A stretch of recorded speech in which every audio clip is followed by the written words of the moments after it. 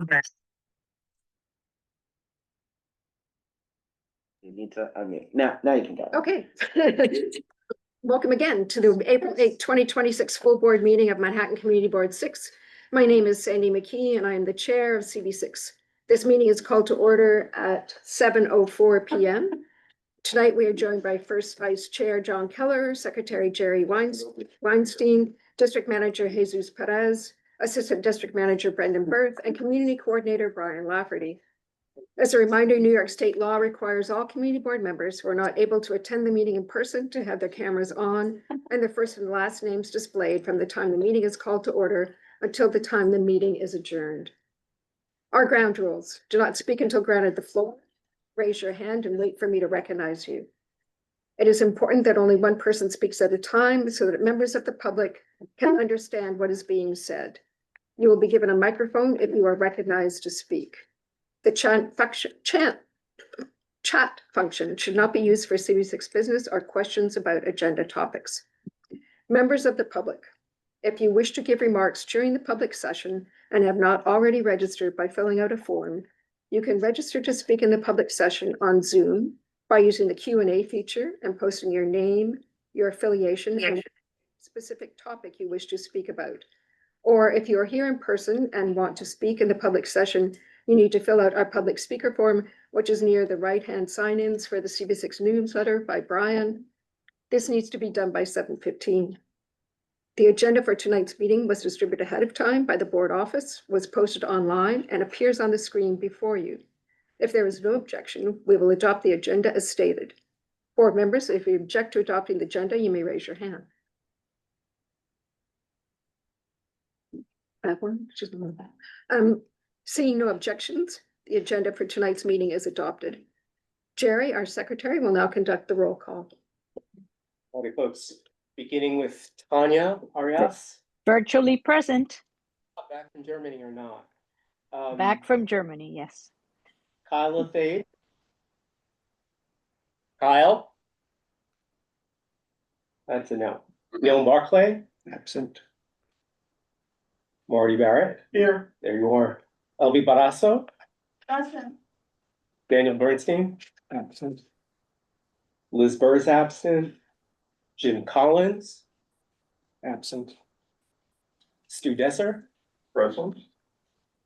B. Disman? Present. Maya Donahue? Present.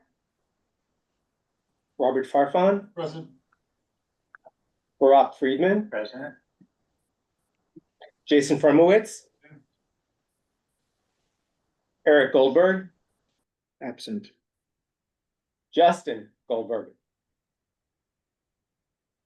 Justin?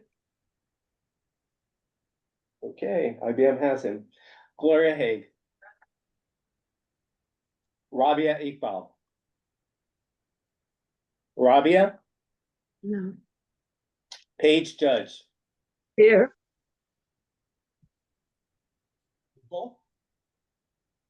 John Keller. Present. Kate Kennedy. Katie Landa. Sandra Leptoff. Anton. Sandy McKee. Present. Alex Milliken. Rich Mintz. Rich. Kevin O'Keefe. Reshma Patel. Reshma. Absent. Stephen Perez. Will Perry. Will. Mariam Rao. Absent. Larry Shire. Adam Sullivan. Sandra Sherrod. Sandro. Mubin Siddiqui. Present. Letty Simon. Samir Anidar. Present. Mark Thompson. Pat Valero. Present. Hi, Kat. James Vera. James? Jerry Weinstein, I think of you. Sarah Whittington. Chia Zhao. Thank you all. Our elected officials sent in their reports ahead of time and they are compiled on the CV6 website. The link to the reports was sent out ahead of time and for your convenience could be found in the chat on Zoom or going to our website's page for full board meetings. I'm giving an abbreviated version of this evening, probably because our printer didn't do it, but that's all right. With this evening, we have with us Senator Gonzalez. First on our list.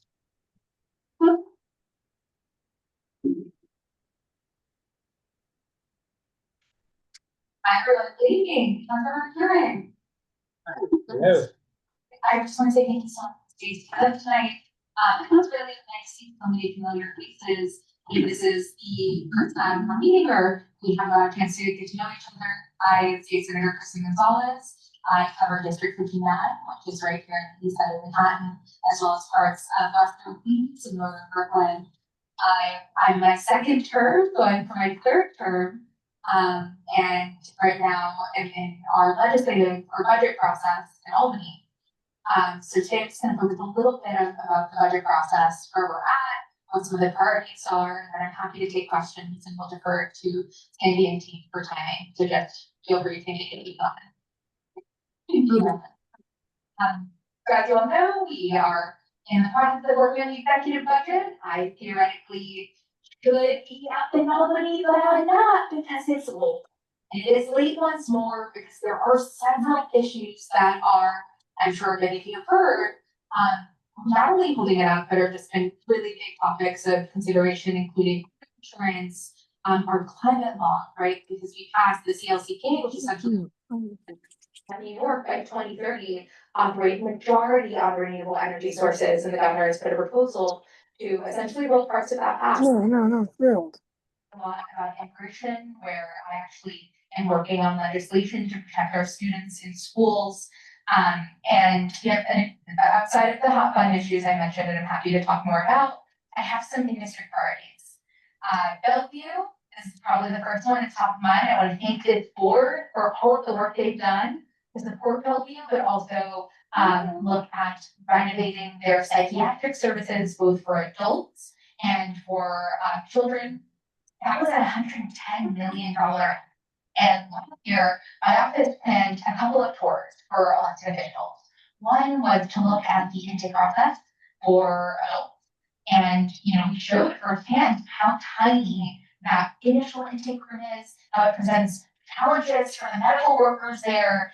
And it was actually not safe for patients because there were often conflicts in between folks who were sharing that space.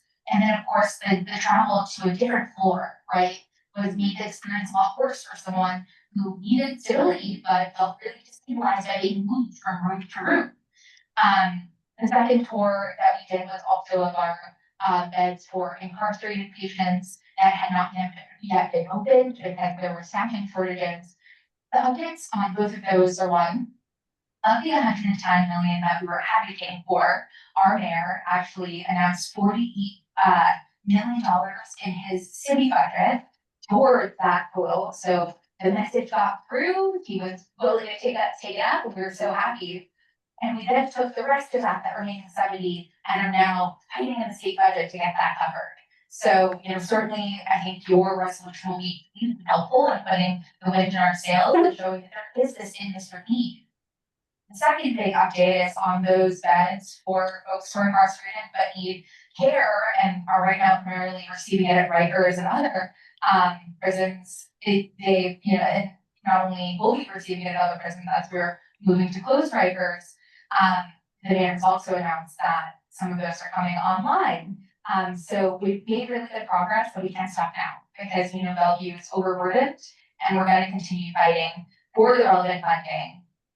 Another big priority in our state budget, of course, is not only Bellevue, but all the things we want to fund, raising revenue, because we know that As you've heard at the city level, there is a budget deficit of $5.4 billion. And the only way we're gonna be able to do that is by taxing the ultra wealthy and taxing corporations to make sure they pay their fair share.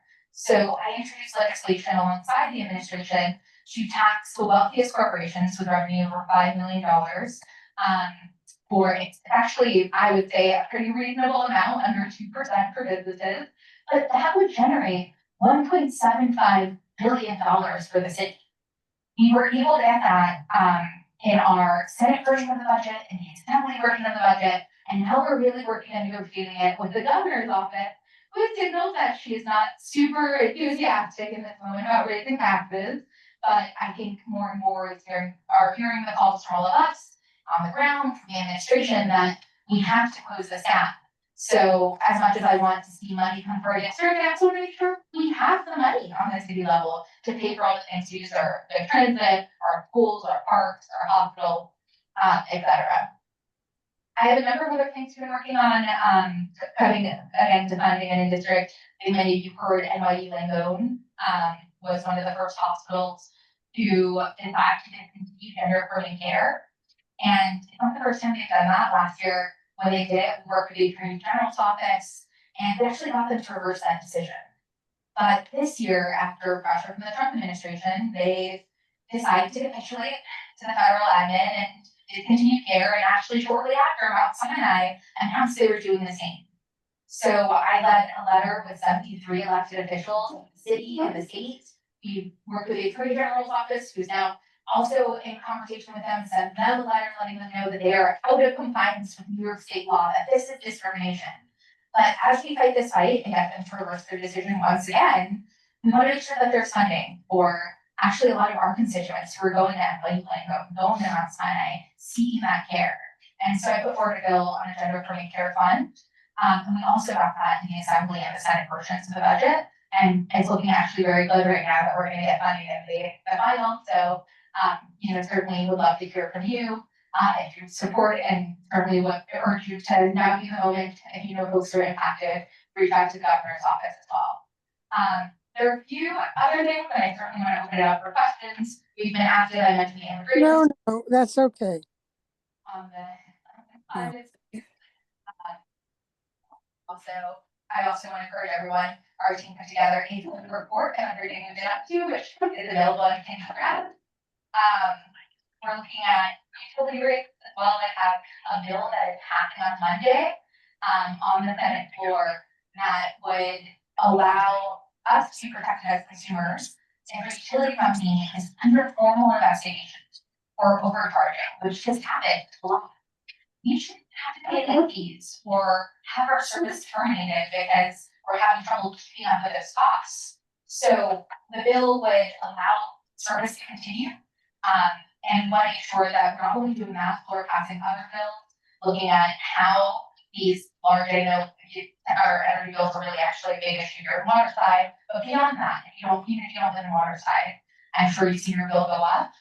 Your utility company is saying that fossil fuel infrastructure improvements is contributing to that. That in order to keep up with the demand on energy, they need to make a lot of repairs, and those repairs are expensive and should be passed on to you.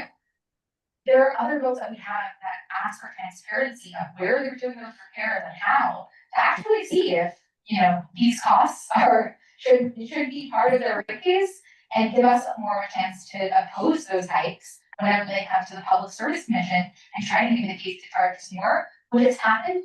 I will give it.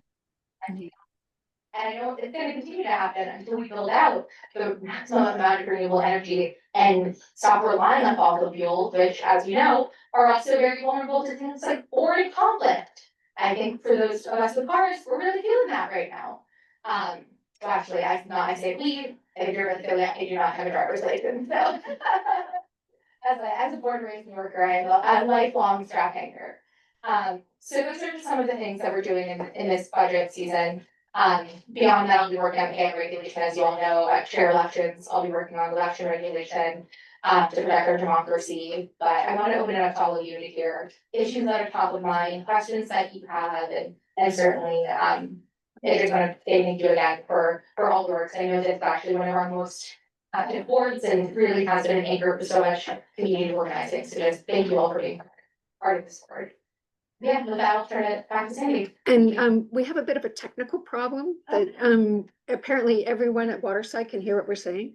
So we're not going to use the mics anymore. Just we'll have to speak clearly. Nothing to be ashamed. Well, I hope the sound of my voice. Say all of Waterside. We're just Let the out there. people out there. The Just people out so- there. You know, we want to get the message out. It's not. Exactly. So Marty, please Yeah. enunciate clearly. Thanks. I was like, thanks so much. Well, my entire career was in the not-for-profit sector, but how did you come up with a $5 million Yeah. low side on, for businesses? That sounds more like mom and pop stores. It would hurt the economy. So I am heard and I hear a lot of, you know, companies saying that it isn't actually a positive economic landscape for them right now, but it's true that broadly, a lot of our corporations, the wealthy corporations have seen record profits. And in the past week, the stock market had its best day it's had in 4 years. So while we understand foreign conflicts, there have been moments of uncertainty, things are still in a very positive space. And we know that federal cuts are benefiting corporations of $5 million and more, and we're trying to claw some of that back. So we see it as an equalizing thing, not an additional burden. Bless you, if there were, and if there were not federal cuts or federal tax breaks, you know, we would see this as an increase on the taxes, but right now, in the federal context, this seems like a fair. I would think For the sense that of defense. 50 million is more big business. Under that, Yeah, we're definitely open to that feedback. We've heard, you know, folks really want to see that revenue, you know, bar lifted, but we have a city budget crisis and we worked with the administration who recommended this because we have to raise as much money as possible, and that 1.75 is still not even the full 5.4 billion, which is why we've limited, I mean, we don't want a blanket tax, which I think there are some proposals to do that.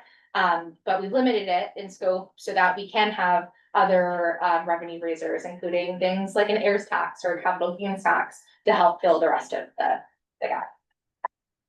Brock, You talking more about the car insurance issue? My understanding is it's being heavily pushed by Uber, and it made, if you got hit by a driver and you got hurt, it'd be a lot harder to get a payout from that. I was just wondering where it kind of stands in the state, if you could just Yeah. talk about what you think the future is. Yeah, that's a good question. So this has been a hot button issue, and as far as where it's gonna go in the future, what the final proposal looks like, I think your guess is as good as ours, because there's not agreement yet on this. I think what the governor has put forward is basically, to your point, and this is for folks who are less familiar with what this debate has been, that if we're saying that we want to focus on affordability, we want to bring down the cost of auto insurance, which is higher in New York than it is in many, many places in the country. Part of why it's so high is the number of claims. And insurance companies are saying that the claims are high, and the reason they're charging high insurance is because there's a lot of fraud that happens.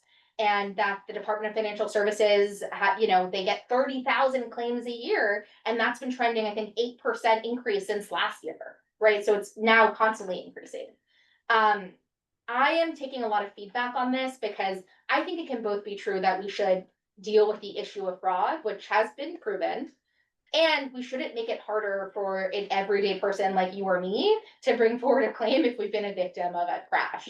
So it's a tight line to walk, and I think the best way that, we're gonna get the version that we want is you all who do have strong opinions, being vocal, reaching out to our offices. I'm hearing a lot from insurance right now and a lot from our car owners in the district, and I think that's gonna help me get a better sense of what we should be looking for in the final version of the governor's proposal.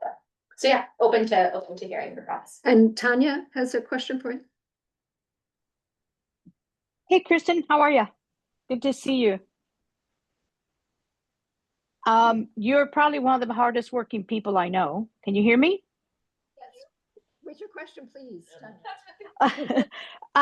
Listen, I'm old enough to remember when the times when we had very high interest rates, very high tax rates for corporations, and it seemed to work pretty well. But I have to side with Marty on the sense that 5 million seems to be a little bit too cut to the bone. I think that if we go 15 million and up, that probably would be encompassing a larger companies, as opposed to 5 million these days is not really that much money. Have you considered that? And also, we had been discussing what other options there would be for closing that gap, and other would be excise taxes or taxes on luxury goods above and beyond a certain limit. Have you considered other options? Yeah, so definitely, I think 5 million is a beginning, a starting point for our negotiations, and I think the governor would probably agree.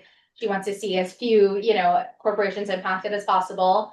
But there is a broader package, to your point, on how to fill that 5.4 billion gap that also includes a personal income tax increase. And the governor has made it clear she doesn't want to do any personal income taxes. So it's kind of forced us to get creative. I mentioned heirs tax, capital gains tax. There's another tax on gold bars, so the buying and selling, which should raise $200 million a year. Apparently, if you buy gold bars in New York State, you're not taxed. And that's not you and me. I mean, I don't want to assume that no one's bought a gold bar in here. Not this week. Yeah.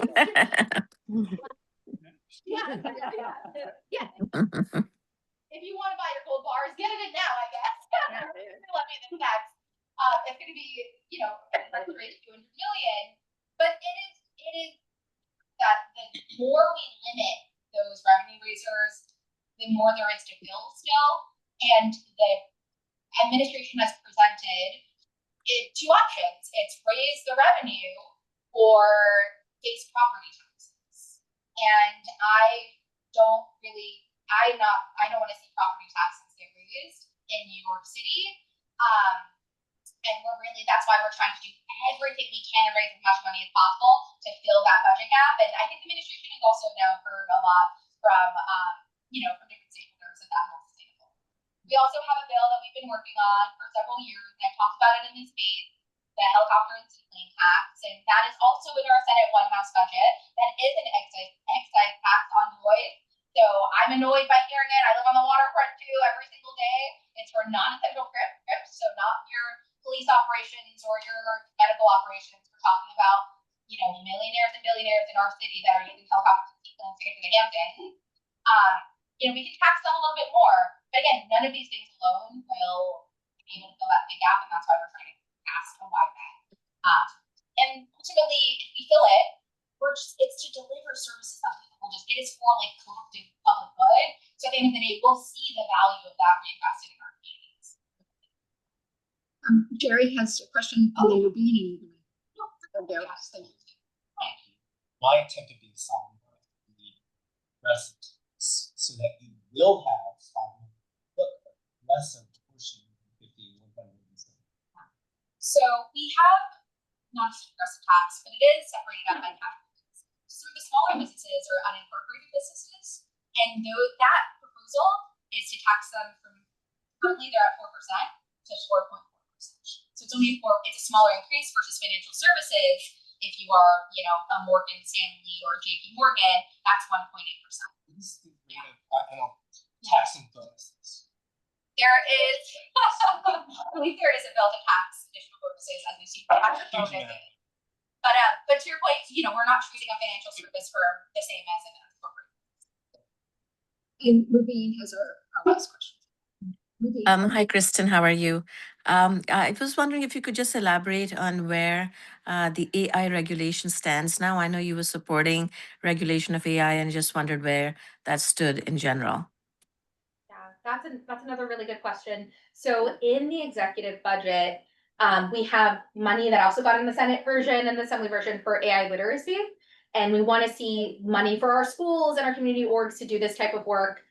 So that's our AI priority in the budget. We also have things on data brokers, which is kind of an AI adjacent issue. It's basically how there's a shadow market where anytime you're online, there's data collected about you and people buy and sell that. And they can pretty much, and it gets real personal. It can be private information. that's bought and sold, and we should have some visibility on what that industry is doing. And so we have legislation on that that's in the budget that the governor is working on with us. But after this budget, we're looking at chatbots and minors. That's been one of the biggest issues. 72% of minors use chatbots, large language models. 1 in 3 surveys have shown prefer a conversation with a large language model to a conversation with their peers. And these are really unregulated, and there have been some serious consequences, from self-harm to, being a public safety concern, uses of these chatbots and supporting minors and things they shouldn't do. So, and sexually explicit content. So that's gonna be a big focus for us in AI regulation at the NSF. Yeah. Thank you. I wonder, back that up.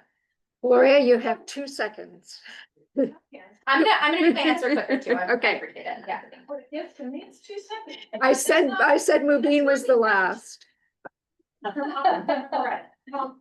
First, I sent, Kate has gone, I understand, but I sent her an article from Scientific American that's extremely important related to AI, where the suggestion is to copyright our faces and our voices.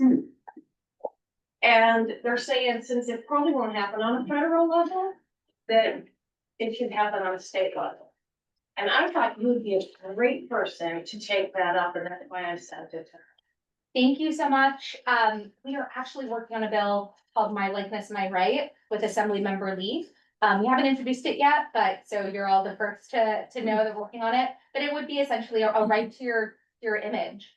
Deepfakes using our images are actually and the explicit ones are actually one of the big issues in actually with teenagers right now. The New York Times had an article today about it. So we want to make sure we're passing legislation like that. And yes, I'm happy to talk more. Yeah, Because I'm that's happy happening to. on phones, like, people think they're talking to a city Yeah. CEO. And it's being used for scams. Absolutely. It's pretty much your biometric Yeah. information should be your right? So that's great feedback and I appreciate it. So thank you for raising it. But Good, thank okay, I want to be mindful. you. Again, thank you so much. And please reach out. I have my incredible chief of staff, Katie, who's here. So she can- Yeah, thank you for coming. Thank you. Next up, we have Ira Royer, can't read it. From the Borough President's Office. She's here. Oh, I can be in person. So yeah, if you want to stand in the middle and project. Perfect. Okay, Thank you. sounds good. Hi, everyone. I'm Kiara Royer. I'm the Director of Special Events at the Manhattan Borough President's Office. I'm here in place of Braha tonight. So some remarks from our office. Happy Passover and Easter to all who celebrate. To close out Women's History Month, we hosted Making Manhattan, NYC's women-owned businesses, featuring inspiring women entrepreneurs who are building and strengthening our local economy. Looking ahead, feel free to join our office's Summer Youth Resource Fair that's happening this Saturday, April 11th, from 1 to 3 p.m. at the Adam Clayton Powell Jr. State Office Building on 125th Street. Families can connect with camps, jobs, programs across Manhattan, and sign up before the deadlines close in mid-April. Our office has submitted our response to the mayor's FY27 preliminary budget, urging the state to take action to support New York City during this fiscal crunch, including reversing billions in cost shifts. And you can read our full response online on our website. It's at bpbhs.com/budget response.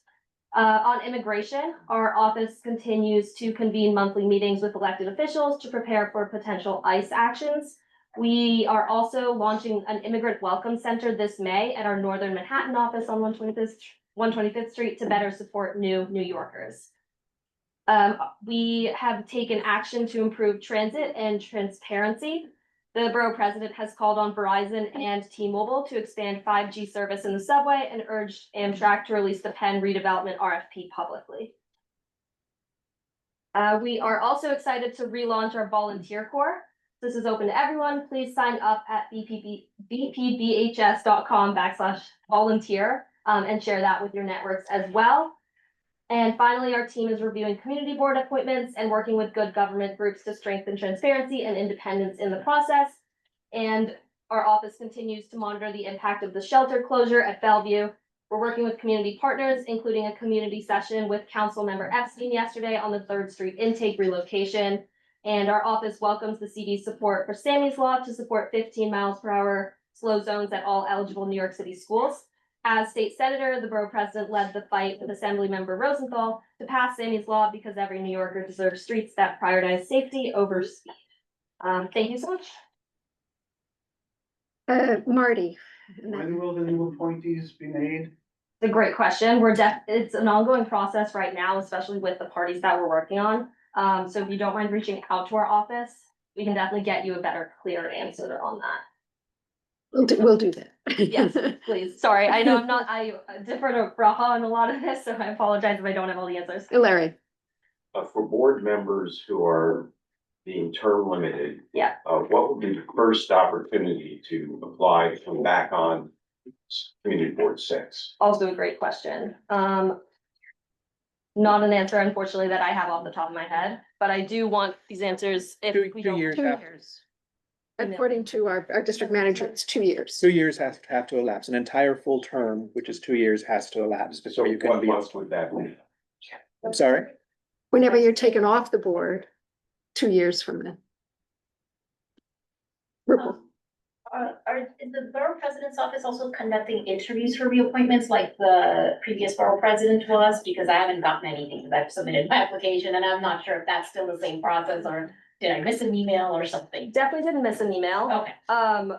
It is an ongoing process, is the best that I can say right now. There are a lot of internal meetings about finishing up reading the application, so we'll get back to you with all of these answers. Okay, great. All right. Do we have any other questions for the president? Great. Thank you very much. Thank you. Next up, we have Wendy Brennan from Senator Kruger's office. Hi, good evening. So I'm sure some of you have heard that Senator Kruger was hospitalized with a mild stroke.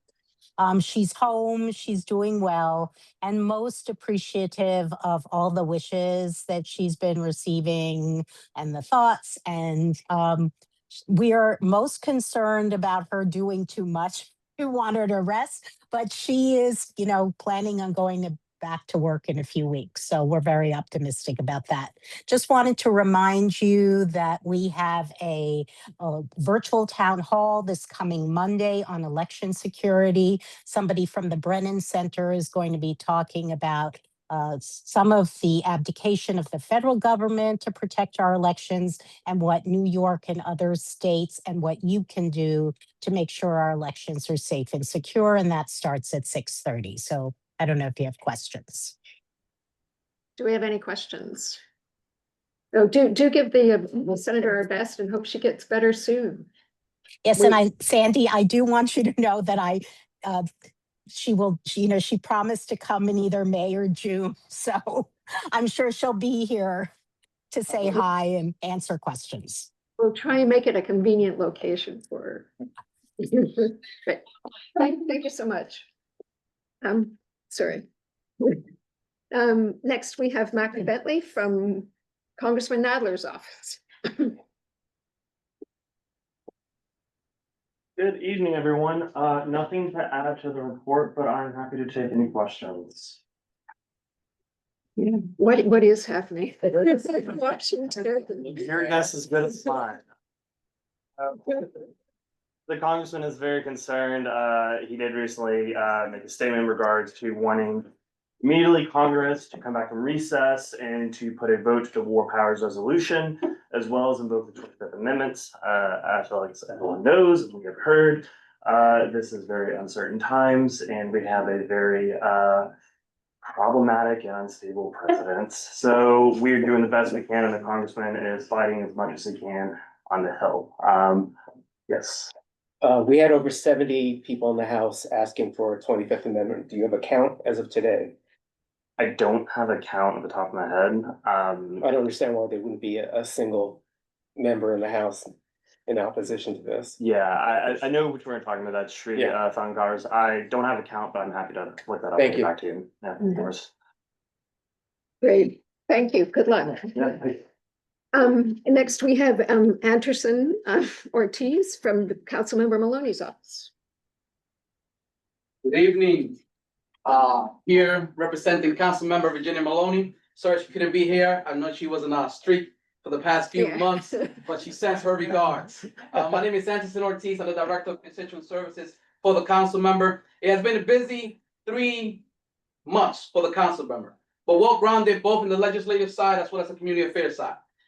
On March 26th, she passed her first legislation, Intro 297, which ensures that there is a plan in place for the house of worships as well as for schools or educational institutions when it comes to emergency preparedness, alongside with NYPD. She introduced this bill alongside with her colleague, Councilmember Eric Dinowitz, who also serves with her in the City Council Task Force of Combating Anti-Semitism. In March as well, during Women's History Month, although I think a lot of us can agree that every date is Women's Day.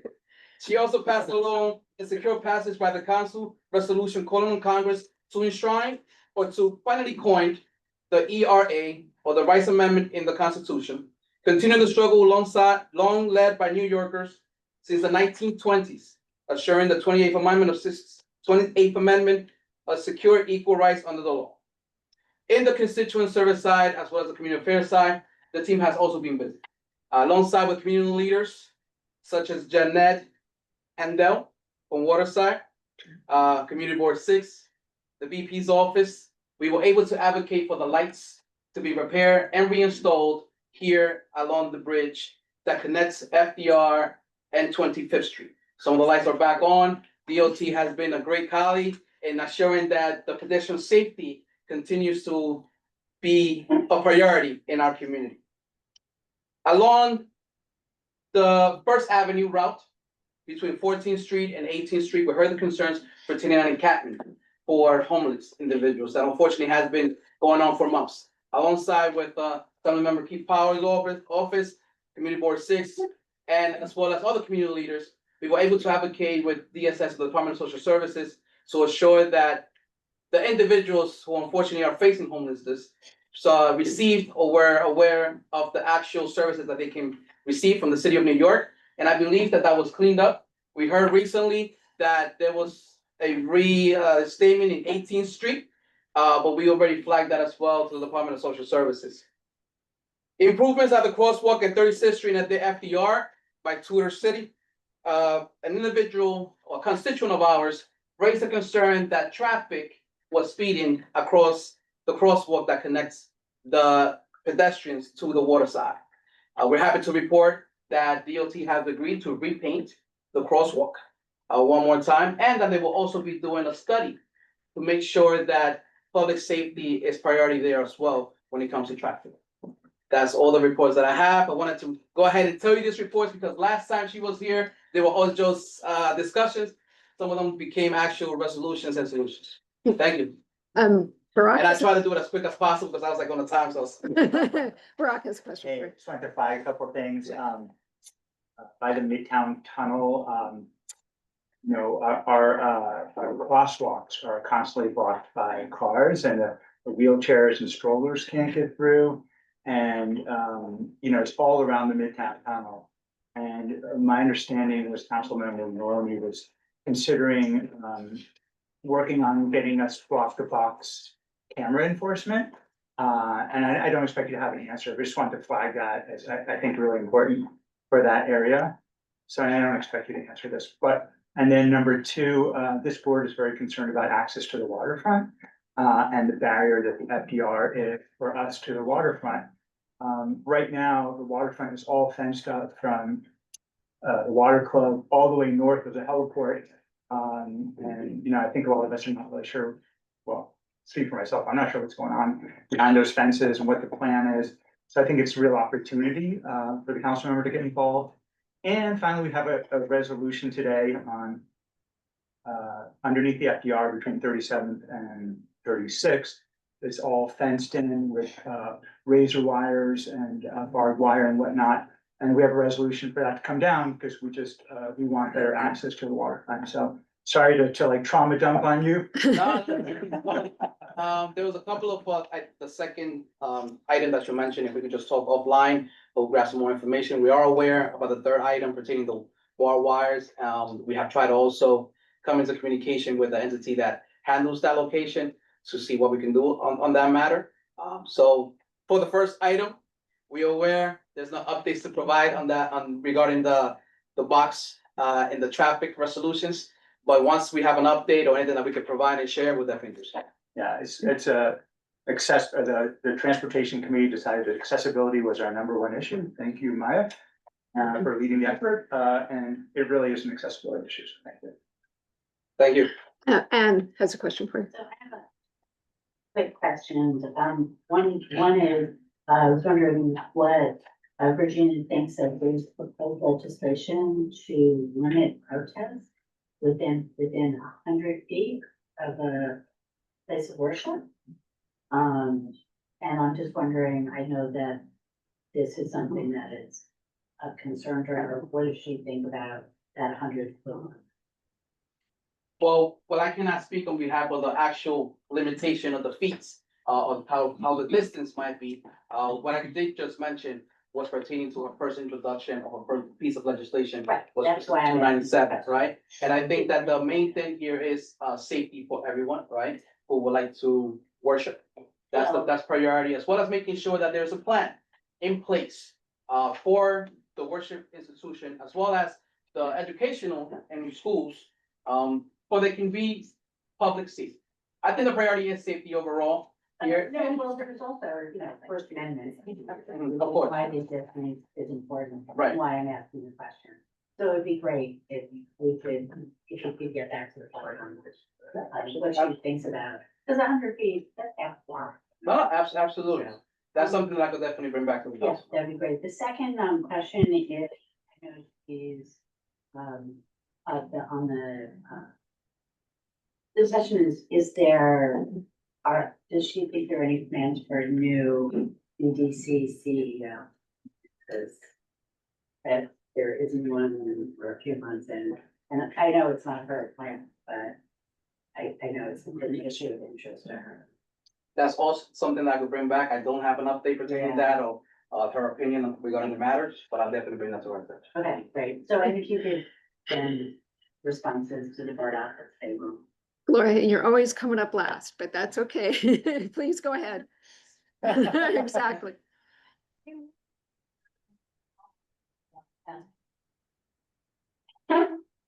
Is that within the council? Islamophobia task force. That's something that I would definitely have to research within the city council. And And our own mayor has been a target of that. absolutely, I think, it has been something that people are definitely advocating on, but I don't have an answer for you on that. But I think that hate is something that doesn't have a face and it shouldn't happen just anywhere. But certain things need to be called out as anti-Semitism is called out, so should Islamophobia be. Because until all of us have equal rights and are safe, none of us really are, are we? I agree with your point pertaining to Can you just all of take us. it back to? Absolutely, I'll definitely add that. Great. Any other questions? I think that's it. Thank you. I would like to congratulate, of course, on behalf of the office for your successful health fair that Oh, you had a yes. few days ago. Yes, yeah. Thank you, it was well put together, definitely great service. And I think a lot of people that were there enjoyed it. And if I could have the time next time, that way I'm not rushing, if it's 2 minutes or 3 minutes, that'd be great. Thank you. Okay, next up, we have Julie Rowland from Assemblymember Boris's office. Hello, CB6. I am so sad to be on Zoom and on person today. I needed a good excuse. It's because I'm trying to find Artemis 2. And I'm just glad to hear that the mic's broken there because I really look forward to my mic time at CB6. So we're going to jump right in. First of all, we do have obviously a lot of district events coming. If you've been reading the newsletters, if you've been paying attention, if I've ever been talking, we have Shred Truck events coming up. So we do have another one. We just did one at 92nd Street Y. Thanks for all who came out. The next one is going to be May 2nd. We're doing every first Saturday of the month. So May 2nd, we're going to be posting up at Sutton Place Park at the 57th Street cul-de-sac. That'll be from 10 to 1. Bring all of your tax documents, anything you need to shred, come shred it with us. And then we'll again be posting up on June 6th. And we actually have a bonus one in case you have some extra tax stuff on June 18th. That'll be at the office. So I'll next month give you those again, but we hope to see you at Sutton Place Park if you have anything to shred from 10 to 1 on May 2nd. And then we also have free legal services with NILAG. That's happening April 28th. Please call our office if you want to schedule an appointment there. We are also offering that every month. So if the April date doesn't work for you, call and we'll get you the next scheduled spot that does. And then we are also partnering with Lenox Hill Neighborhood House to bring a mammogram truck on May 13th. So please, please, please, if you haven't been screened or if you know someone who could use screening, we are offering the service for free. Call our office, make an appointment. Please make sure you or your loved ones get checked out. And then we have some big legislative updates. So in the last month, Alex has passed 3 bills in the assembly. One of them is pretty cool, innovative biometric gun bill. Another is a task force to study prop bets.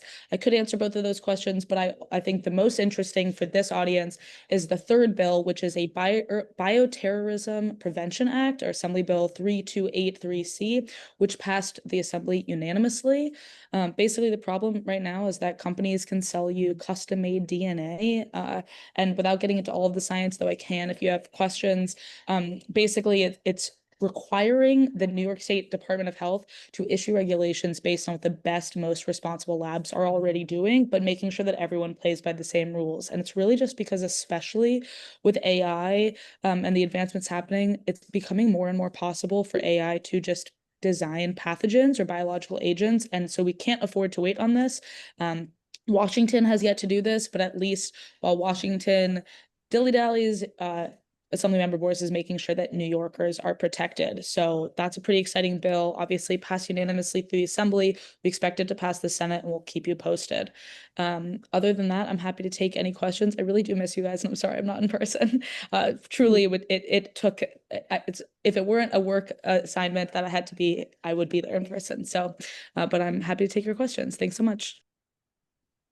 Okay, great. I think luckily we don't have any questions for you this evening. So thank you very Nothing much. from Anne? Anne, nothing? All right, perfect. Thanks. Thank you all. Next, we have Evelyn Collado from Comptroller Levine's office. Yes, good evening. Can you hear me? Yes. Okay, well, good evening, everyone. My name is Evelyn Collado. I just wanted to remind everyone that I'm still your liaison at the Office of the New York City Comptroller. I also would like to flag a report that we just released yesterday. So please head over to the website. It's a review of the Small Business Forward Initiative and its impact on violations enforcement. And feel free to reach out with your questions or comments on this. You can reach me at ecollad@comptroller.nyc.gov, or you can call me at 929-545-0262. Thank you. Do we have any questions for the Comptroller's office? Oh, great. Thank you very much. Next up, we have Gabe Truzo from Assemblymember Powers' office. Hello. Yay, welcome back. Legislative Director for Assemblymember Powers. I look forward to meeting you all. I'll stick around there. Last month, Assemblymember Powers had just sponsored his first bill. Now he has passed his first bill through the Assembly. And that is a bill to make sure SUNY students who miss a deadline can still get in-state tuition. It is going before the Senate. No pressure. One way. Thank you. Senator Assemblymember Powers is very proud to co-sponsor the Stop Super Speeders bill, and I have to imagine the advocacy of CB6 was a big part in that. So thank you. We have signed a letter with Senator Gonzalez's office to have the State Department of Transportation repair the Patrick Brown Walk, asking them to do that. Also advocacy from CB6, as well as we have asked for the state and the city to locate the SALT school at Spark, and we've asked for a interim location if it needs to be moved between them to the neighborhoods. We're going to do everything we can to keep SALT here. We also have some e-waste and some shredding events. We're not giving up the, we're not letting anyone else monopolize that, but we don't have dates yet. We are also gonna do NILAG as well, free legal advice, e-waste and shredding. The Assembly member could not be here tonight in person, but he says hi and will be here in person whenever he can. Any questions? Any questions? Anne? Give you a little break, because Julie's not here. So, I think did not receive a report from Chief Evans. There were. I take full responsibility for that and it won't happen again. Okay. I'm gonna hold you to it. Any other questions for Keith Thomas? Thank you. Thank you, Gabe. Yeah. Has anyone signed up to speak in the public session? They have. We have 4 people signed up for the public session. Mayor's office. Oh, we have someone from Harvey Epstein's office, but Oops, sorry. no, they are taking some time to staff up, but they are not here. Okay. If you have questions for them, send them to the office and we will get them to the mayor's office. Statement, what, like, for on the record for the mayor's office, though, instead of sending it to you, we want it on record right now for the mayor's office. Sure, go ahead. So, Jerry. When we get up.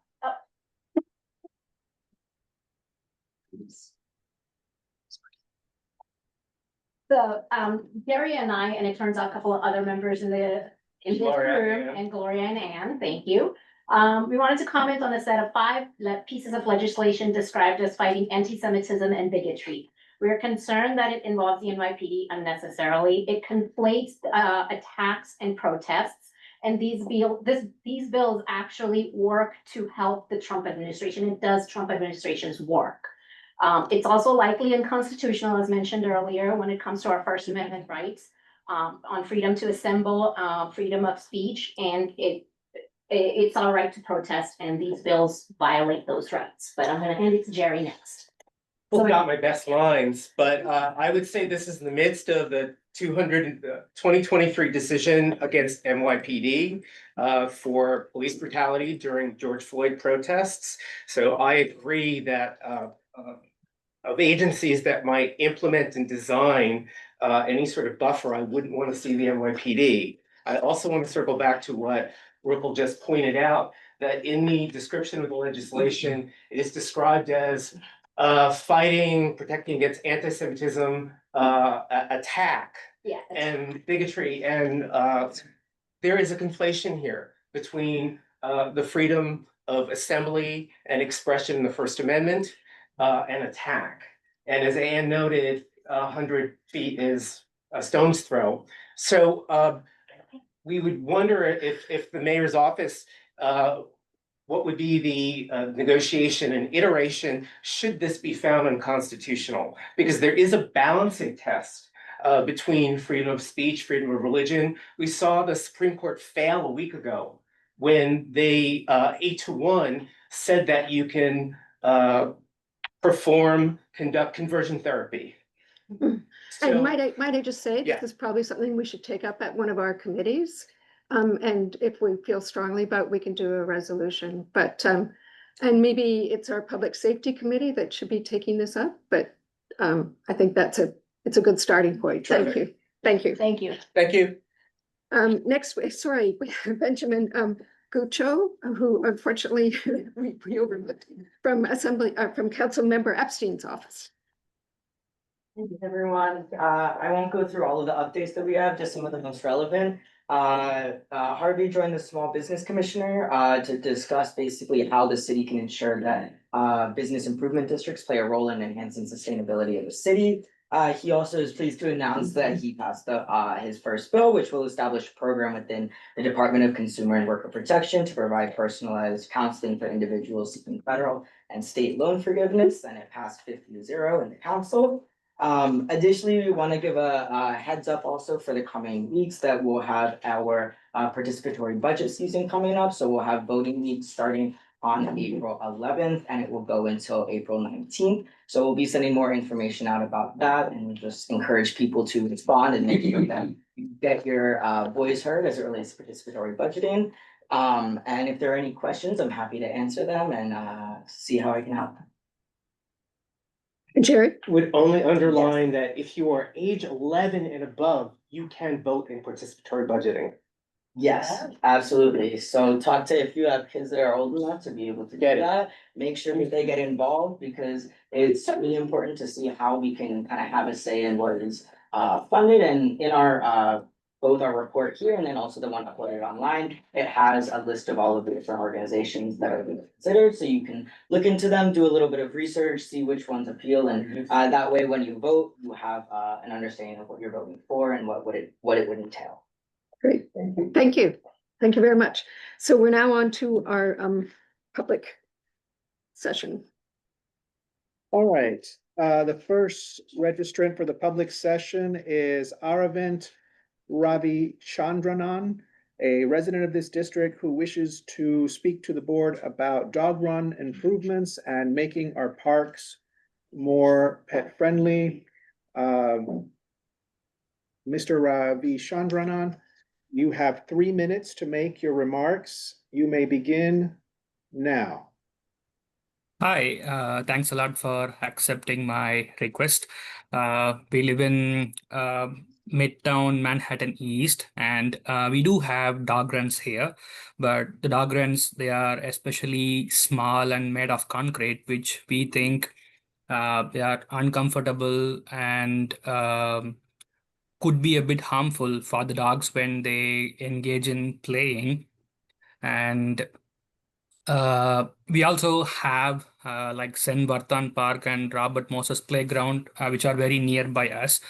And currently it is not open to pets, but what we were thinking is that there exists almost no place where families with their children along with pets can like gather in a single place so that they all can like spend time together. And especially, for example, families who are working, who are also having kids and pets, they have to like go separately so that the kids and the pets are taken care of. And what we would like to request is that to the city that we would like a new large turfed playground for dogs, or alternatively the existing parks could be made more pet friendlier, so that pets, they get to exercise and play as well, along with the owners and also the kids, so that they all come together and be physically and mentally fit.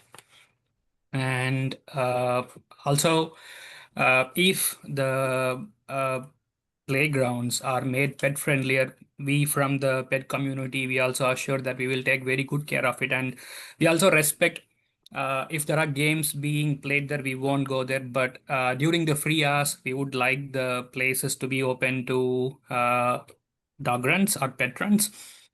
And yes, this is what like we, the dog run community from the Midtown Manhattan East, propose or request to the community. Thank you. Thank you very much for your comments.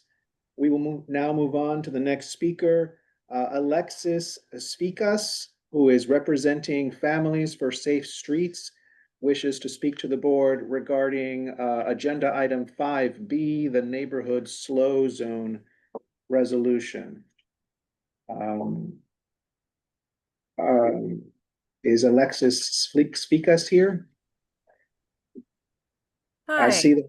Okay, you have 3 minutes to make your remarks. You may begin now. Great, thank you so much. Hi, as I said, my name is Alexis Spikas. I am an organizer with Families for Safe Streets. We're an organization made up of people who have been affected by traffic violence. All of our members have either lost a loved one, themselves been injured, or are a caretaker for someone or caregiver for someone who has been affected by traffic violence. I just wanted to thank the Transportation Committee for unanimously supporting lowering speed limits in the district from 25 miles per hour to 20 miles per hour.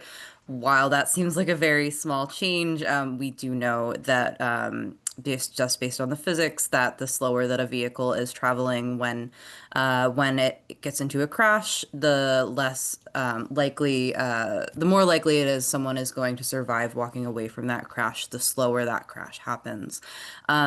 So we're I really want to just thank the board for considering Sammy's Law implementation here in CV6. And thank you for your time today, and really hope that you will take into account members of Families for Safe Streets testimony about why it's so important to make our streets slower and safer for everybody. I'm also joined by a Families for Safe Streets member, Chrissy, who is going to share her story when we get to her public comment. Thank you so much. Thank you for your remarks. Next on the list is the aforementioned Chrissy Oakes, who is a resident of this district and who wishes to speak on the same issue as the speaker before. Ms. Oakes, can you unmute yourself? Can you hear me? I'm sorry. My electricity is going in and out. I'm actually in Florida in the middle of a horrendous storm. So I apologize. We can hear you. You have 3 minutes. You may begin now. Okay, wonderful. So Chrissy Oakes, I live in Sutton Place. 18 months ago, my father was hit and killed by a driver of an SUV. And I've thought a lot about this on how I could speak to you guys and how I could get you to understand the importance of this. Not only once this happens to you, do you walk away thinking, well, how did that happen? Like, what can we do to fix that? I can't help but always look back at thinking, if the speed was lowered, would my dad had survived? With that being said, I want to say is you'll never feel what we feel when we get that phone call of your family member was hit and killed. But something put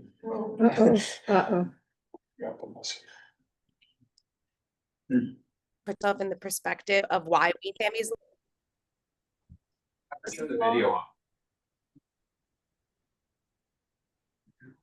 Hey, can you hear us? Yeah, maybe turn your video off. That might help. Hello? Perfect. Yep. Please go Can ahead. you hear me now? Yes. Yeah. Okay, wonderful. So I'm not sure how much you guys heard, but did you hear anything?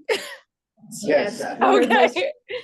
Okay, so something I've thought about on how I could convey this to you guys, because we have the privilege when you don't experience a loss like this, that you have the privilege of not going there, of not having to think about if it was for a family member. That's something I wish that I still had.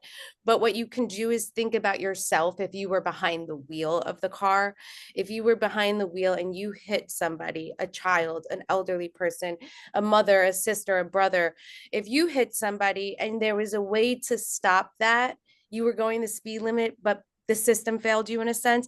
If maybe you were going slower, this would not have happened. If you put yourself in that position, then I can't imagine what would stop anybody from wanting Sammy's Law and the slower speed limits in different zones. So thank you guys. Thank you. Thank you for your remarks. Our next speaker, we might have lost them a few minutes ago, but I'll call them just for good measure. Josh Fielder, resident of Community District 6. Josh Fielder, who wishes to speak in opposition to agenda item 3C. Going once, going twice. I do not see him any longer. He was here, but perhaps he had to go. So that concludes the speakers list for tonight. Thank you. Okay, the minutes from the March 11th full board meeting were distributed to board members ahead of time by the board office. If there is no objection, we will adopt the minutes as drafted. Board members, if you object to adopting the minutes, you may raise your hand. Seeing no objections, the minutes from the March 11th full board meeting are adopted. They will soon be available on the CB6 website. I think now it's turn for my chair's report. And it's that time of year when we get new members on the board, but it's also the time when old members leave. So first off, Bea Disman has served on the board for 32 years. And tonight we want to thank Bea for an extraordinary 32 years of service to Manhattan Community Board 6. Since her appointment in 1994, Bea has been a constant and reliable presence on this board. Her thoughtful approach and careful consideration helped us through many issues. For much of her tenure, she has taken on the critical responsibility of overseeing the board's finances, serving as both treasurer and assistant treasurer with care and with diligence. In addition to her financial leadership, Bea has been a longtime member of the Transportation Committee and has contributed to the work of the Budget and Governmental Affairs Committee. She also stepped forward to chair the Bylaws Committee, guiding that effort and helped to strengthen the board's governing framework. Most recently, she served again as treasurer in 2025, continuing her long tradition of leadership and service on the executive committee. Bea has always been there as the voice of reason that you could turn to for advice and help. Bea, thank you for your decades of dedication, your thoughtfulness, and your many contributions to the board. Your service has left a lasting mark on CB6. And we do have something for you, but we'll mail it.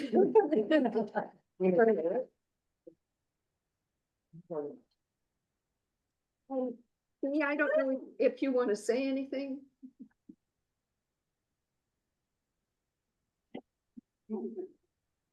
Okay.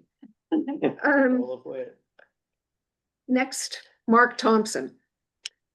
Mark has served on the board for 24 years, and tonight we recognize him for his extraordinary 24 years of service to Manhattan Community Board 6.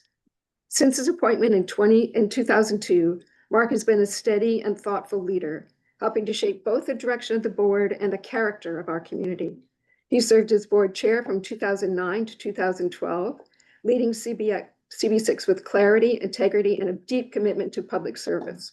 Mark was the chair when I joined the board, and his leadership made me realize how important community board service is and the impact that we can have on our neighborhood. Mark's impact has been especially felt in the areas of parks, landmarks, and cultural affairs. He has served as both chair and vice chair of that committee and has been a constant, knowledgeable presence in its work over many years. His stewardship helped preserve and strengthen the culture and environmental fabric of our district. He also brought his leadership to the executive committee, where he served as both first and second vice chair and contributed to the work of the bylaws committee. Along the way, his dedication was recognized by Baruch College with a current community partnership award. Sorry. But beyond the titles, what stands out most is Mark's institutional knowledge, his consistency, and his willingness to step forward whenever needed. Mark, thank you for your decades of service, your leadership, and your lasting contributions to the board and the community. You leave behind a stronger CB6 because of your work. And we do have. Would you like to come with Mark? So Sandy, this is Bea. Sorry, I wasn't on screen when you spoke. Can I say a few words? And we can, but wait. Yes, please. Is Mark going first? No, you go first. No, you go first, Bea. So I'm sorry, I had to pick up another call. I really appreciate, Sandy, what you said. This has been quite an experience. As many of you know, I've had the experience in the federal government, and I always wanted to see how the city was run and provide service to the city. It is amazing what community boards do. I really have appreciated the opportunity. I learned so much, and I was delighted to share my knowledge with other people. I will still stay interested. I will attend some of the meetings, but I always thought it's time to move on and have the next generation lead the charge. So to everyone, good luck and just continue with public service. We're very significant to the community. Thanks, everyone.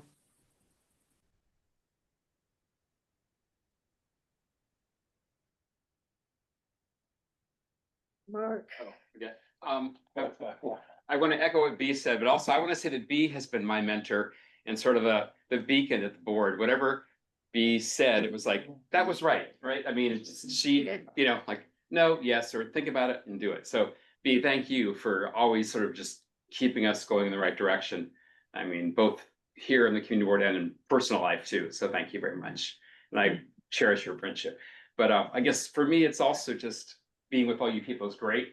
I know there are a lot of people on the stream, people have come and gone over the past decades, but it's been a wonderful experience. I can't believe I've been here for 24 years. Oof. I thought the last 2 years, but it went on, I guess. But being on the community board is so important. You don't really realize what you do throughout the city and to the community. In my personal life, I get to deal with, you know, city, state, and federal government and NGOs and whatever it is. And having that sort of back and forth has been great because I see how we have an impact on the city. And even if times you're sitting here going, oh God, why am I here at this meeting? Or we're beating our head against a wall, we're passing a resolution that doesn't really mean anything. It does, because everyone knows those people, they're out there watching me and trying to make something happen, and they're acting on it. And we get to bring that back and disseminate it to our community. So what we do here is really important. And I want to thank you guys for being here, all the new people for joining, and whoever comes in, I guess next month, I hope. Yeah, I guess pretty soon. But just keep up the good work. It's been, you know, it's been wonderful, and I think you guys are all great and keep doing it. So thanks, everybody.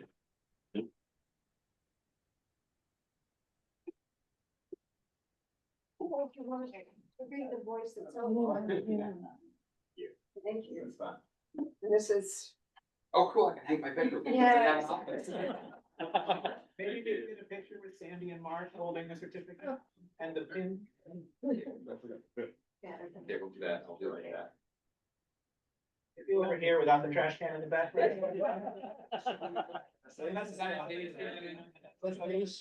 Passive aggressive commentary. Yeah. 1, 2, 3, CV6. CV6. Okay. Thank you. Thank you.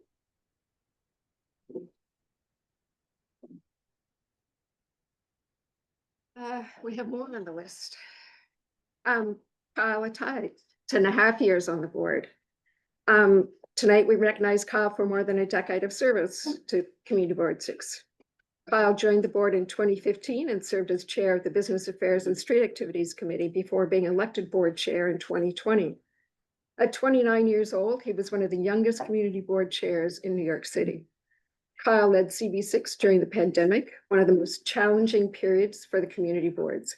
He guided the board through the transition to virtual public meetings. He was a strong advocate for modernizing the open meetings law to allow community boards to continue operating effectively and transparently. We thank Kyle for instituting ways to making our meetings more compact. We really have to thank him for shortening our meeting times.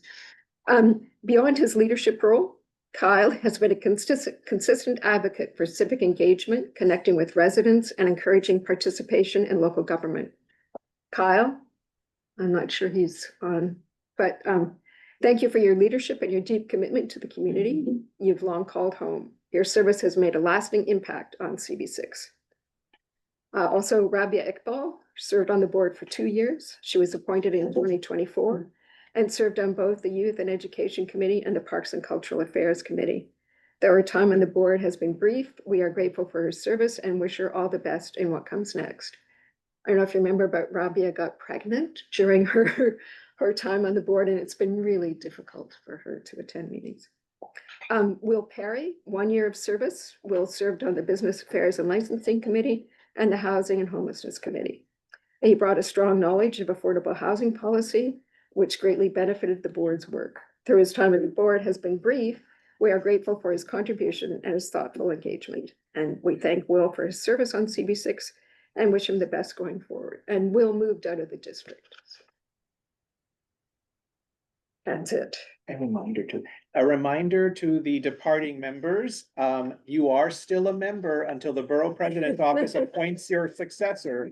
So unless you resign and send an email to the office saying that, you will still count for quorum and absences and all that stuff. And we do need you at the meeting. So if you don't intend to come back, resign, and we'll take care of that. But otherwise, we'll expect to see you there until the new people are appointed. The board, the borough president has promised that we'd get new members in May though, so hopefully, Marty, How many members up short are we? 8. 8? And we're losing 5? Well, no, we're a total of 8. We That will get includes- 8 new members. With the 5 who are leaving? Yeah. All right, our district manager, Jesus Perez, will now give a report. In the interest of time, I'll waive, but we try to put as much as possible in the newsletters and the blasts, so please read those. And I talk a lot exec, so Yeah, those are great. thank you. Tanya Arez will now give the treasurer's report. Tanya? You're on mute. Sorry, must be the jet lag. Sorry. According to the Crystal Report for April 1st, 2026, CB6 is budgeted $627,663 for the fiscal year. This includes street fair money of $145,901. Encumbered liquidated money is $402,472.66. Encumbered liquidated funds are as follows: rent, $178,701. Personal services, $204,629.74. Other than personal services is $19,141.92. Unencumbered money is $225,190.34, of which $145,901 is street fair money. And thank you, B. You're an inspiration to me as well. It's a big shoes to fill. We've now arrived at our committee reports and resolutions. Members of the public, please note that during this section of the meeting, we only recognize questions from members of the board. The CB6 staff emailed the digital ballot to all members. Please click on the link to open the ballot, select your name from the drop-down list, and then select your vote on each resolution as presented. Do not submit it until later in the meeting after the final resolution has been discussed and presented. At the end of the meeting, please submit your ballot after including all of your votes. You will not be able to submit the ballot unless you vote on every resolution. If you plan on abstaining, please select abstain, and remember that this will count as a negative vote. Final vote counts will be announced after the second roll call. If any part of our voting procedure is unclear, please raise your hand and we will address your question. First up, we have Public Safety and Sanitation, Stu Desser, Chair. Thanks.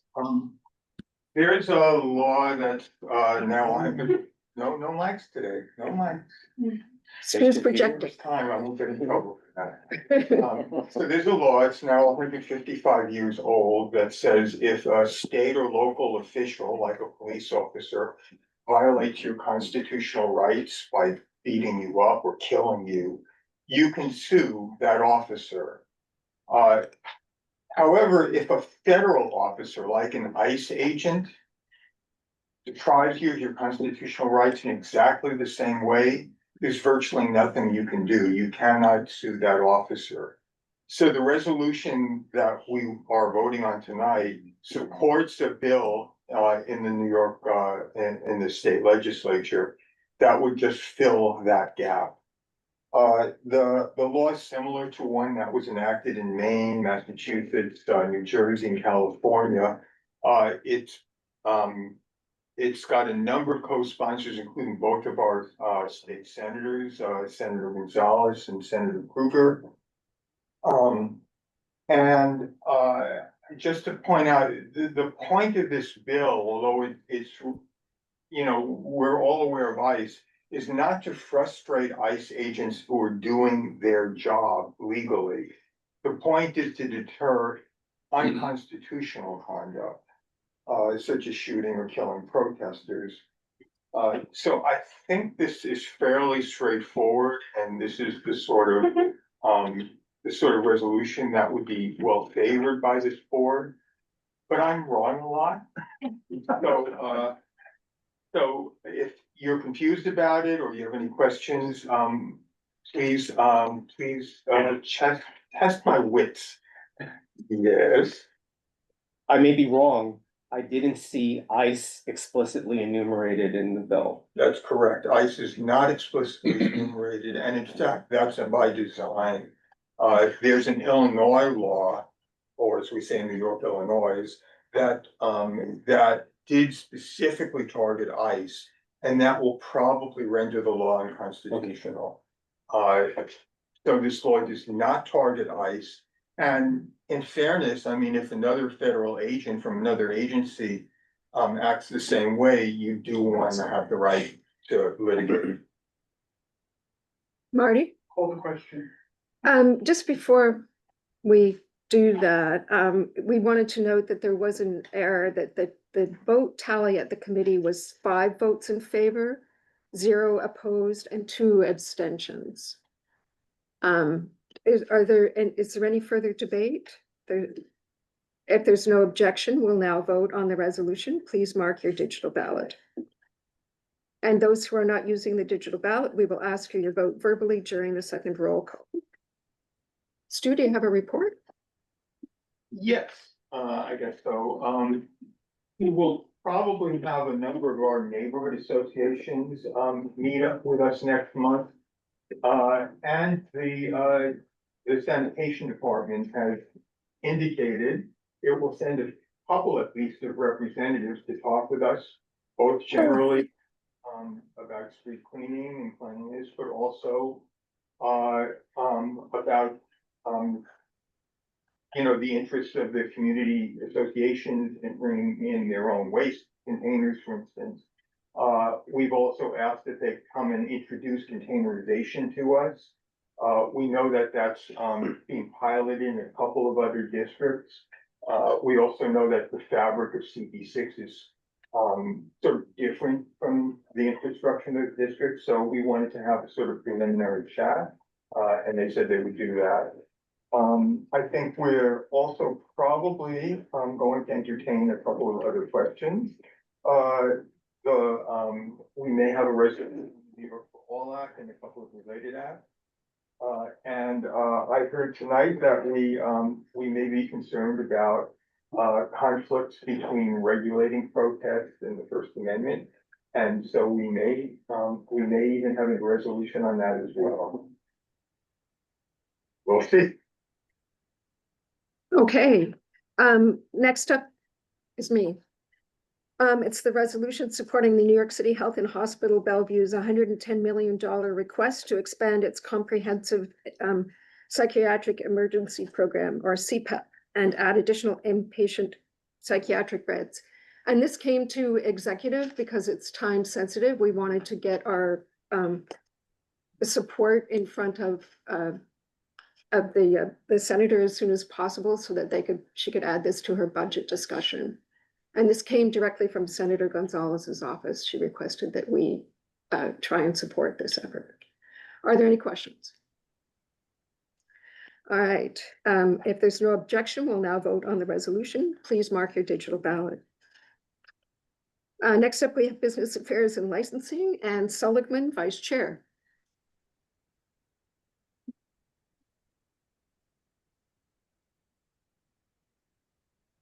Hi, sorry, Anton couldn't be here today. Start by asking if anybody wants to bundle anything. We bundle? Thank you, Mark. Just yell out bundle. Yes. Yes. Either way, Liz. So are you perhaps proposing A through? All of them.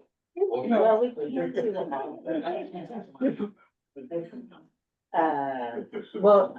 can do through J. Okay, I say that's bundle through J. A through J? Yeah. Okay, Does that work fine, everyone? all right. All If right. there's no objection, we'll now vote on resolutions A through J. Please mark your ballot. Okay, KL, yeah. Thank you, Marty. Do I hear? Please bundle. K through M. Oh, we got a question? Okay. Go for it. I read the resolution and I'm not getting any information from that, but Smith and Lewinsky already is out into this sidewalk and it has a very limited space to walk. And there's nothing in here that talks about where it's supposed to go, or if they're moving that area outdoors. or what's happening? No, it's essentially legitimizing that space that has been there for decades. Should we propose a friendly amendment to? I mean, I would just feel better about it if it was explicit. Because I was thinking it could be that, that's why I read it so carefully, but it wasn't that. Yeah, and in both of those cases, that's for both of those items, or locations. Is that something? Okay. Is an amendment, is a specific amendment being proposed? Says grandfather, They're licensed. if they're legitimizing a space that has been there in both cases for decades. And Kat has her hand raised. Please go ahead, Kat. And I'm gonna support you on this. We actually voted as a full board in the last month. Several of these, we're gonna see more of them. Lenwich comes to mind as a temporary space that has been there for decades. But they factor in with the sidewalk cafe permittance. So to Ann's point, making an amendment, this is just rudimentary based on the law that exists right now. On the geographical, so we need to vote on the motion, on the amendment. On the amended resolution. Resolution. But the amendment language needs to be specified. Gloria?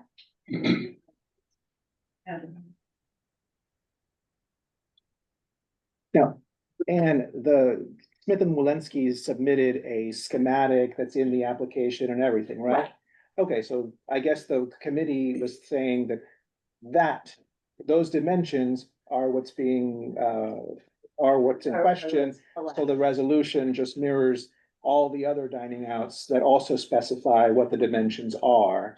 So I would imagine then that there maybe isn't a need to worry because the dimensions of The dimensions that we voted on. are already specified in the application that DOT will hold them to. It says physical footprint and dimensions, none in the. That is, That's, no, go.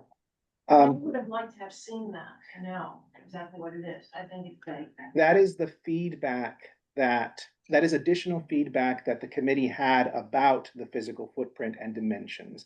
That does not say that there are no physical footprint or dimensions. The resolution is responding to a precise application that came with a little schematic, a map and everything.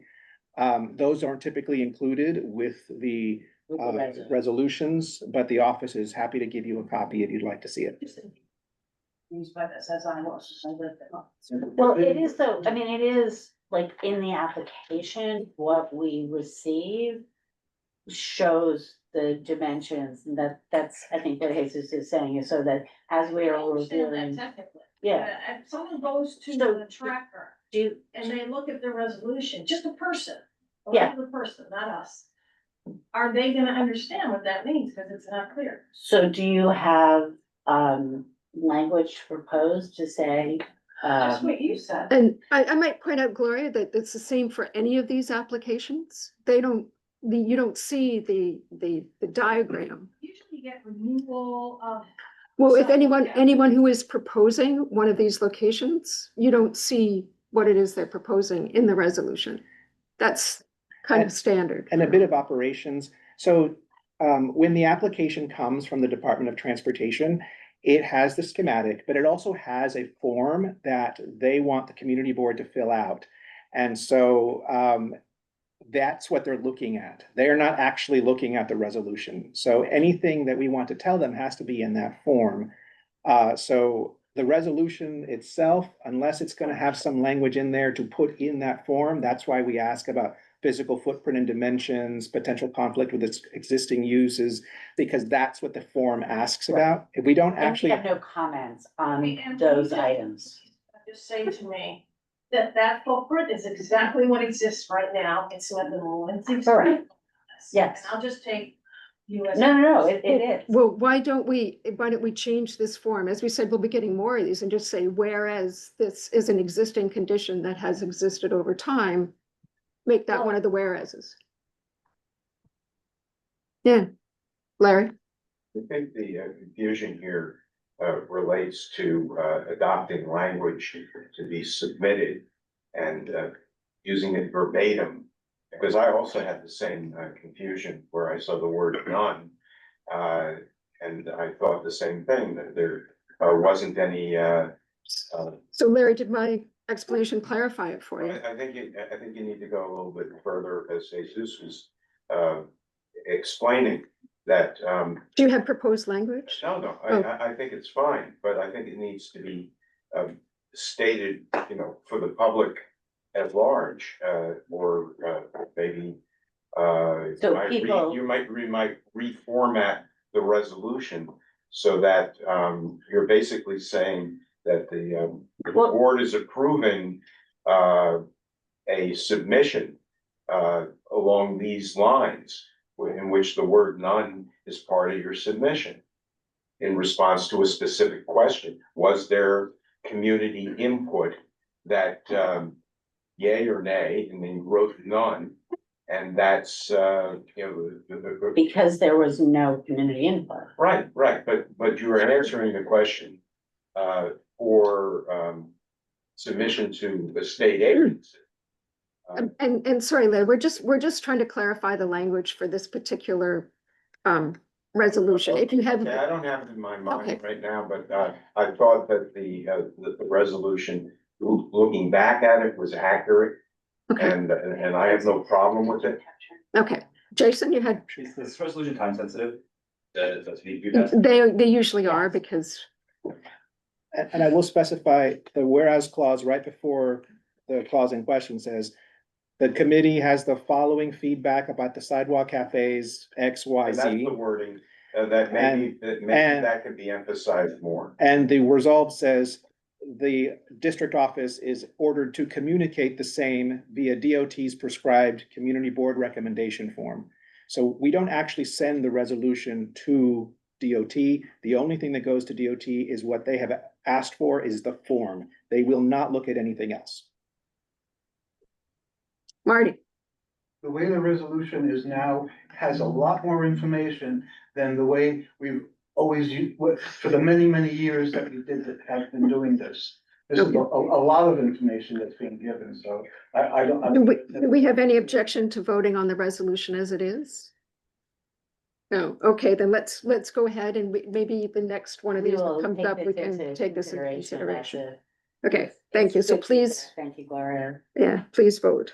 Okay, so, and I believe, is that voting in on K through M? Right.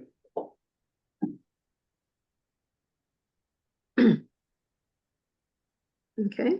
And then, N is a kind of, N and O are both kind of separate, we can't bundle them. Do we have any, N is a resolution of no objection for renewal of a cannabis retail dispensary license for A Little Place to Relax. At 698 Second Avenue. Any questions? No, so please go ahead and vote on that, mark your ballots. And vote on that resolution. And the last one is a resolution in support of New York State Assembly Bill A 10525, which would exempt the restaurant operating at 1003 Second Avenue, doing business as Tipsy Turtle. It's an exemption from the 200-foot rule. This is truly, it's a bill that is allowing a location that again has been there for a long time. It's probably been there for longer than most of the things that are now requiring, make a 200-foot rule hearing required. And it's really analogous to, I cannot remember what the last week, there was another one like this that was like, there's no problems with this place. I'm sorry? Fumo, I think it's Fumo was the other one that, we agreed, we had a lot of discussion about it. And we agreed, you know, it's a location that we don't have any problems with. There are no community complaints. It's almost like we're doing this as a technicality.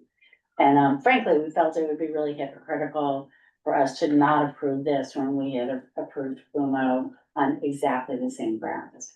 So, but it is a little bit of a weird thing. Jason? This is a distance from the school, is 200.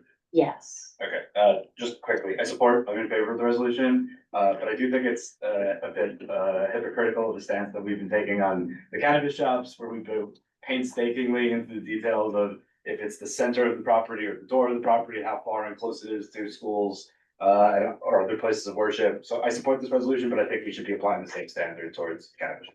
It's the house of worship. Oh, yeah, thank you. All right. Like I said, I did not prepare for this role tonight.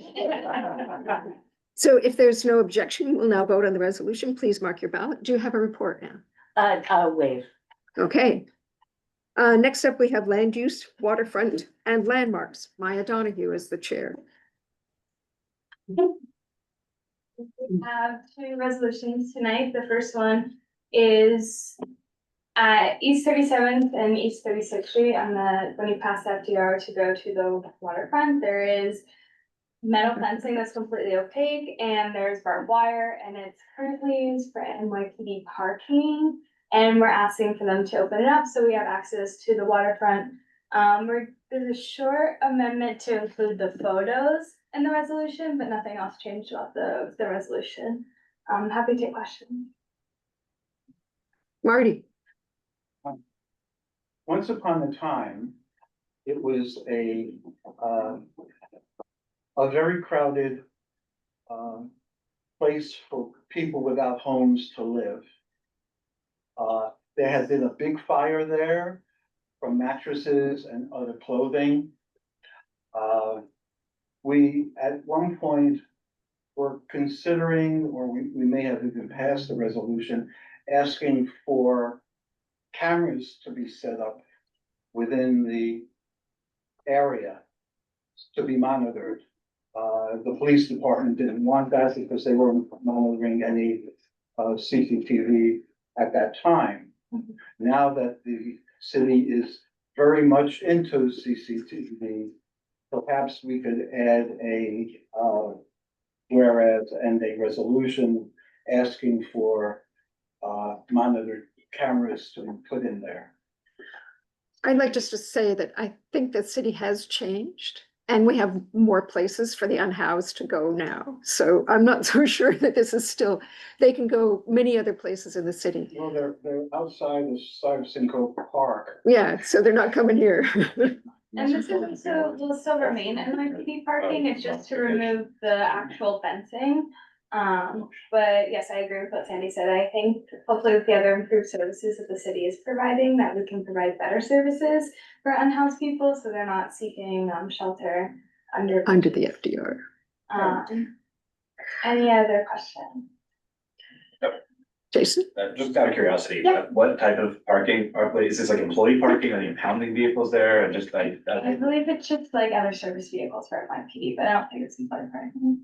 And then that's from what precinct, if any, or do we We're- know? We're not sure. Okay, I'm just curious, okay. Do you know? I just wanna, I'm not supposed to be asking questions, but I, just a curiosity, did the NYPD actually confirm? We were looking into that actual location because it was brought up to our attention from the board. NYPD did not confirm that they actually are the owners of that location. Well, that's an NYPD vehicle. You There can. are NYPD vehicles and Yeah. they voiced that as well, but according to the command, they do not actually own the property themselves. But if you have any other information, that'd be great, or you can share with us. I just think what we understand is that NYPD doesn't necessarily own the lot, but they own the right to use the lot. Got it. If that's unclear. Okay, if there are no objections, we'll vote on the resolution. Please mark your ballot. And then the second one, I will do a midterm chairs report. We're also now landmarks inclusive of land use and waterfront. And so the second one is the certificate of appropriateness. You might have seen it in Neil's committee. It's now in my committee. For the entrance and lighting modifications for 150 East 42nd Street. It's that big building that's mostly blue and then silver on the bottom with a little eyebrow arch, if you're familiar with it. I already see Marty's ready for questions. Marty. Many years ago, we had a resolution in regards to the storefronts on the property that we had the signage and some aluminum and a couple of the doorways changed back to the way the building was when it was built. I could understand how land use would be very much focused in making it more transparent, getting rid of the granite, and more lighting, making it more modern. That's antithetical of landmarking. Landmarking would not want it changed as such. Landmarking would want it to be to look as much as it does, as it did when the building was put up. That's the whole idea of preserving buildings. As you change a building, as you allow an owner to make it nicer and more modern, you're doing the opposite of landmark. It's why I had made comments to the chair and vice chair that landmarks and land use don't fit. But as such, I would be voting against this. I just like to, I can, Marty, landmark buildings are no longer exempt from the energy code. So for instance, one of the things that's happening with this building is they're updating the lighting. So it'll have to be energy efficient, low use of electricity. And those are positive, definitely positive things. The other thing is this particular building, Landmarks approved putting a big mural for one of the major tenants. Yeah, one of the major tenants, and it's, I forget the name of Wells Fargo. Wells Fargo, and Wells Fargo is leaving the building. So that's coming down. So Landmarks was perfectly happy to put a very large mural on top of those two doors. So in taking them down, they're replacing them with glass. So Landmarks has already established a precedent for this, and meeting the energy code is something they're all going to have to do now. So that's, whether you can, they could go back to candles, but that's not going to happen. So, I'm sorry. Tanya. Oh, Tanya. I also want to say, Sorry, let Maya speak, I sorry. do want to say, I am very excited for this to be part of land use. I don't think that they're conflicting with each other. I don't think land use is just for modernization either. I think they can find a happy medium together where we can preserve our city, but also build the city and maintain the city that we are using today. Tanya. Is this an actual landmarked building? Yes. It is landmarked. So has this lighting proposal gone through landmarks review already? They come to us first, and then they go to Landmarks. Okay. And I don't Okay. installing any more lighting, they're updating it. It's the new glass windows, which are not visible from the across the street because of that heavy brown arch. Actually, Well, okay, so this is going then to landmarks now after we approve it. Yes, after we comment. After we Yeah. comment, yeah, because the only reason I'm asking is because I do believe in preserving landmark buildings with tooth and nail, but landmarks is very picky about things that are done in landmark buildings. I will also say, Tanya, sorry, just because landmarks is coming to this committee does not mean that we're not committed to preserving the buildings in our district. No, trust me, I'm all for it. Yeah, Brenda has. One, like to sort of expand upon Sandy's point, the Landmarks Preservation Commission, which looks at these certificate of appropriateness applications, actually looks to the community board for our opinions on these applications. Which is why these certificate of appropriateness resolutions are important for the community board to consider. All right, if there's no further discussion, please vote on the resolution and mark your ballot. I'll say for a brief chair's report, it seems like there's a lot of questions on landmarks. Shia is giving a beautiful report for us next month at our meeting. Please come. We're gonna have a lot more landmark stuff. It'll be a great discussion. Next up, we have Jason Fromowitz, Chair of Transportation. Evening, a number of fun resolutions here. First one is resolution in support of returning parking enforcement authority to New York City Department of Transportation. Background on this, this was sparked from a resolution that came out of Brooklyn Community Board 6. The justification and basis is basically we have a lot of constituent complaints and about parking within the community. Very often, the response to those constituent complaints is that that there's an enforcement issue, that the enforcement isn't being done. And we basically see this as a theme throughout the district that there's a lack of enforcement of many parking regulations throughout the community.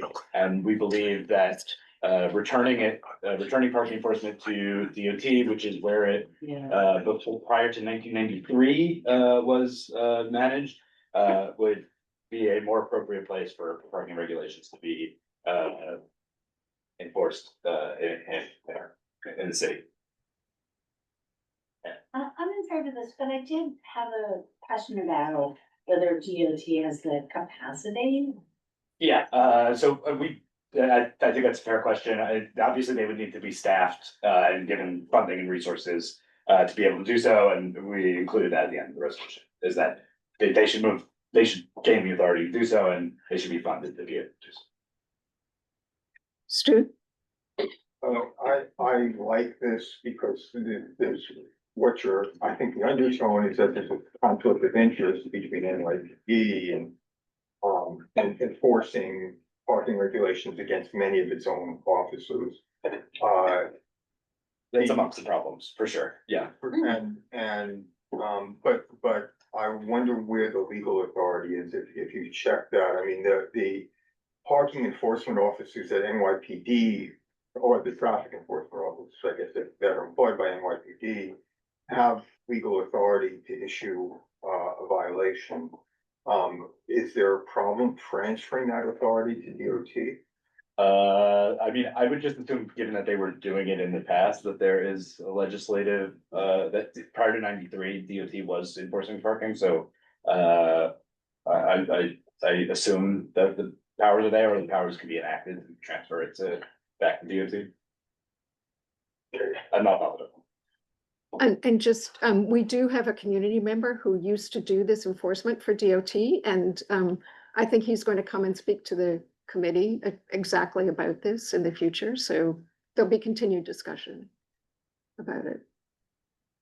It's, part of our advocacy. Are there any more discussion? Oh, I'm sorry, Kat has her hand up. That's okay, that's what happens.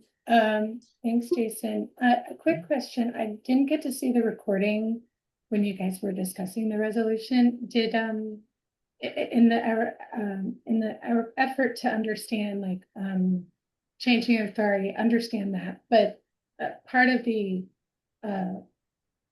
monitoring issues that our probably community has raised is a problem.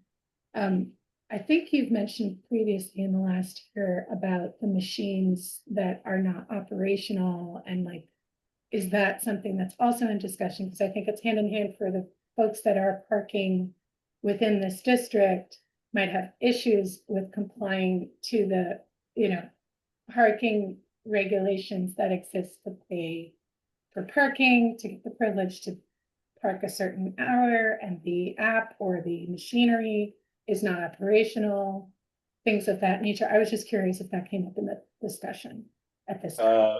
Machinery in terms of meters, is that that did come up in discussions. I'm not aware of that as a frequent pain point within the community, or certainly hasn't come up in committee that there's been issues with meter operations or tech related to parking. Yeah, I'm not aware of that being as a problem. Does that answer your question? Oh yeah, cool. Yeah, I'd be curious with the expert has to say when they join the committee meetings. Thanks. All right, I'll move on. Okay, if there's no further discussion, please, vote on the resolution. The next one, resolution in support of implementing a neighborhood slow zone pursuant to Sammy's Law. We got a great presentation from Families for Safe Streets. These were Families for Safe Streets made up of people who have been affected by their family members have been affected by traffic violence. They made a really compelling case for the need to have slower speed limits, and they are advocating, and our resolution proposes that the entirety of CB6 becomes a slow zone from today 25 miles per hour, reducing it to 20 miles per hour. They presented data around the 5 mile per hour, making a significant reduction in likely outcomes of death and serious injury. We would be the last of the congestion zone community districts to sign on to a similar resolution. It has already been implemented in CB1, that a neighborhood-wide slow zone. So there's precedence for it, and basically resolution asks for that to be implemented in. Sandro has his hand raised. Yeah, the resolution states that slow zones can be below 25 miles per hour, but there's no actual recommended below 25 miles per hour in the resolution. There's no specific threshold that we're asking for. Is that what you're pointing out? Yeah, I mean, so the whereas it states that we can ask for below 25, but in the resolved, it doesn't actually, it just says that we should be considered as part of Sammy's Law. That's all it says. Supportive of the amendment, asking specifically for 20. I guess I would respond, though, ultimately it would be the mayor's discretion to set a lower speed limit, and we're requesting a lower speed limit at the mayor's discretion, but I'd be open to that. Larry, do you want to respond to that directly? Yes, I addressed that when we were writing the resolution. And it says that the speed limit should be consistent across the congestion zone. So if a CB1 got a start with a particular number, we say B2. So that's consistent throughout. So I think they chose 20 miles per hour. So we'll not offer something that's inconsistent with that. I also might question, CB1 actually hasn't installed this yet, isn't that correct? I thought they were waiting for the discussion of what was happening with the Route 9. My understanding is they've already implemented it in CB1. There's been discussion of this at Borough Board. Okay. I don't think they have. It's possible that I haven't. I mean, they may be planning on it, but I don't, so, it might be better to actually state what actual speed you want, because. Does it say that in Sammy's Law, the actual speed? So Sammy's Law entitles the city to enact their own lower speed limits throughout the city. Whereas before, we required state action to lower the speed limit below 25 miles, except for a number of exceptions.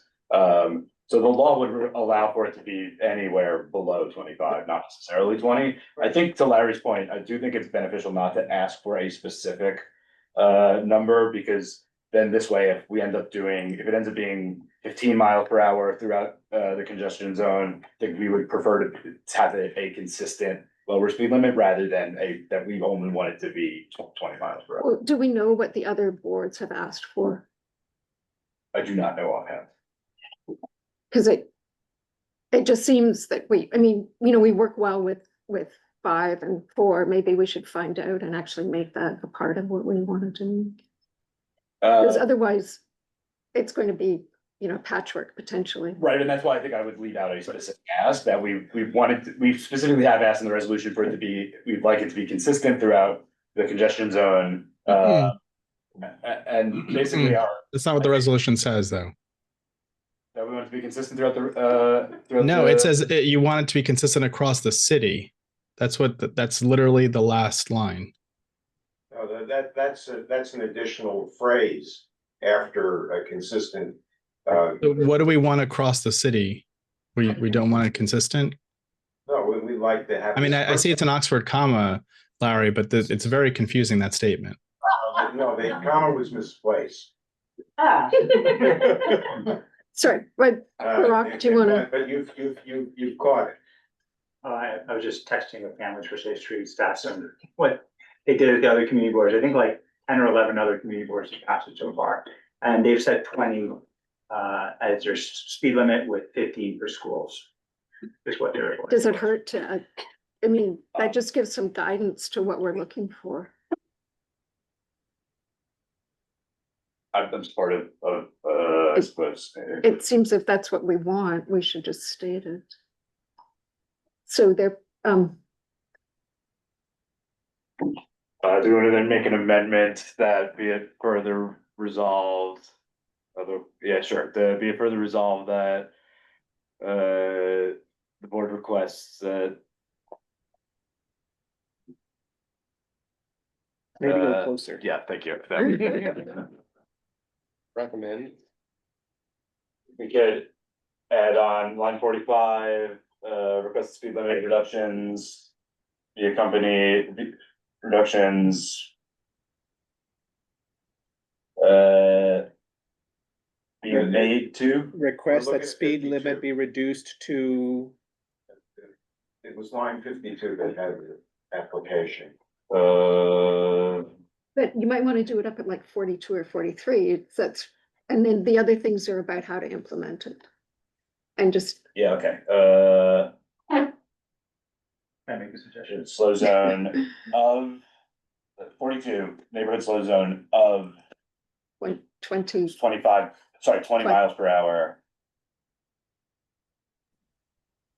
District wide, Except for school zone. okay, great, except for school zones. School zones are being dropped to 15 miles per Yes. hour.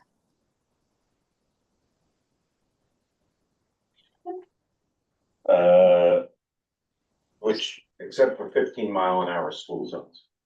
and, sorry, the Manhattan Community District 6 and 15 miles per hour within school zones?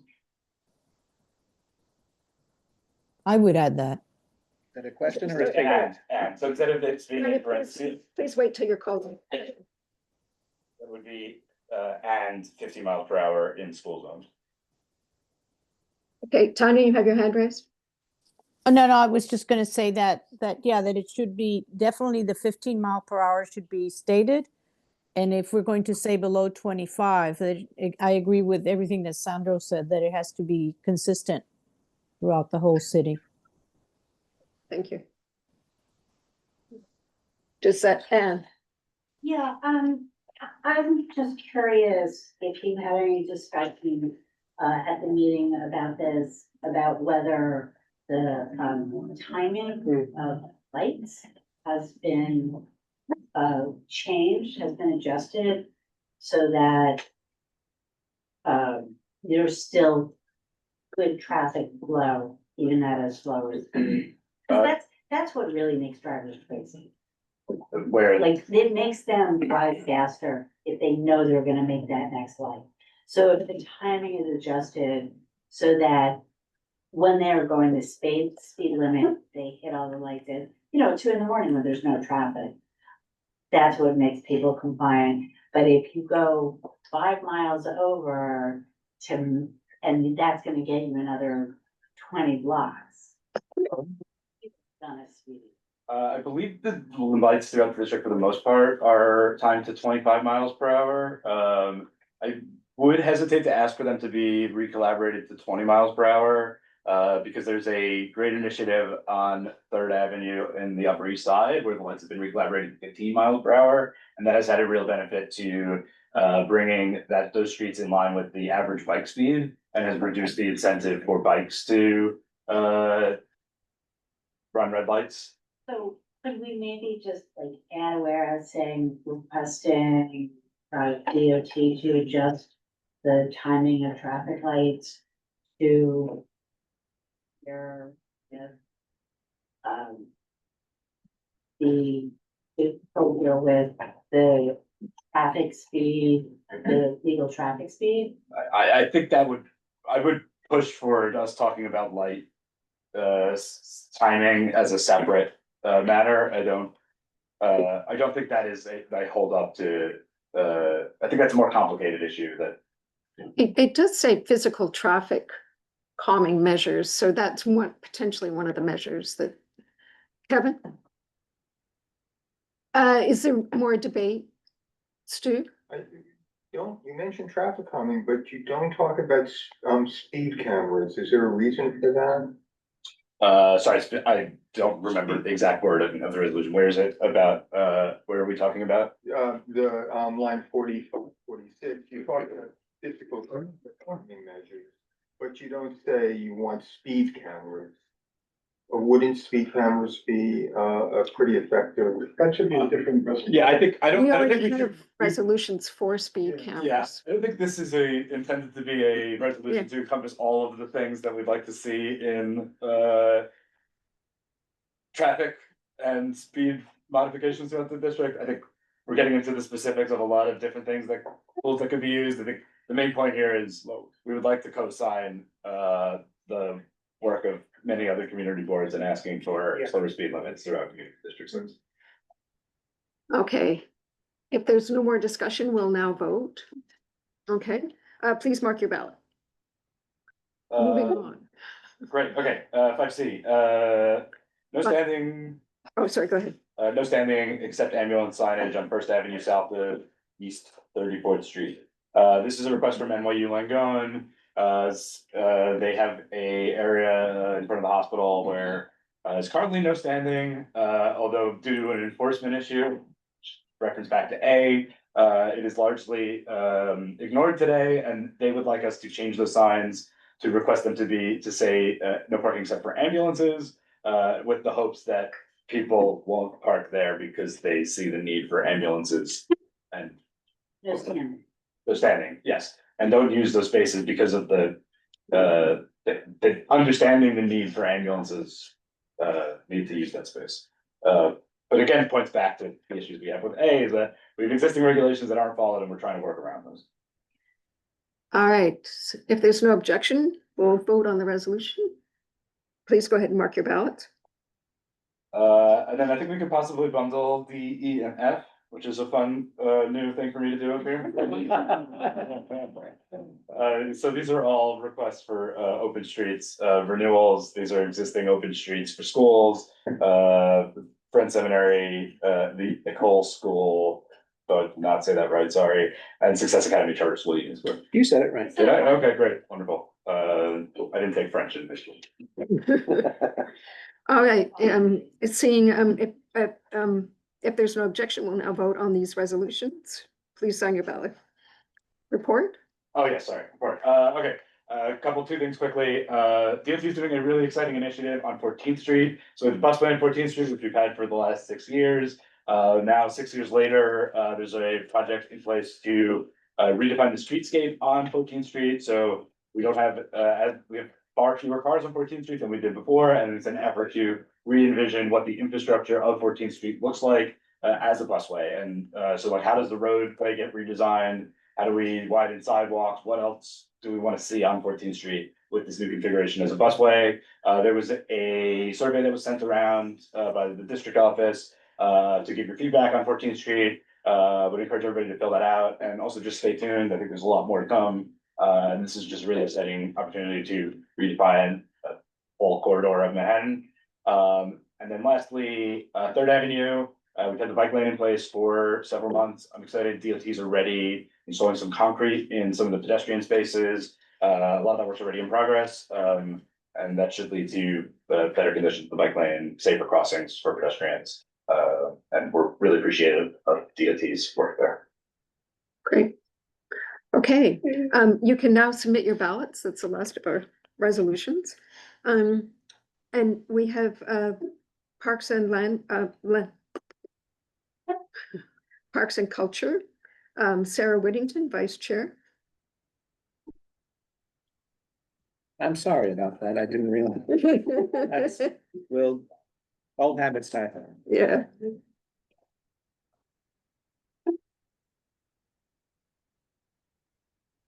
Well, it's a pleasure to be here and greetings from Neil as well. Good luck to Studio with your new art and the landmarks being introduced. Good background and I know it's going to work out very well.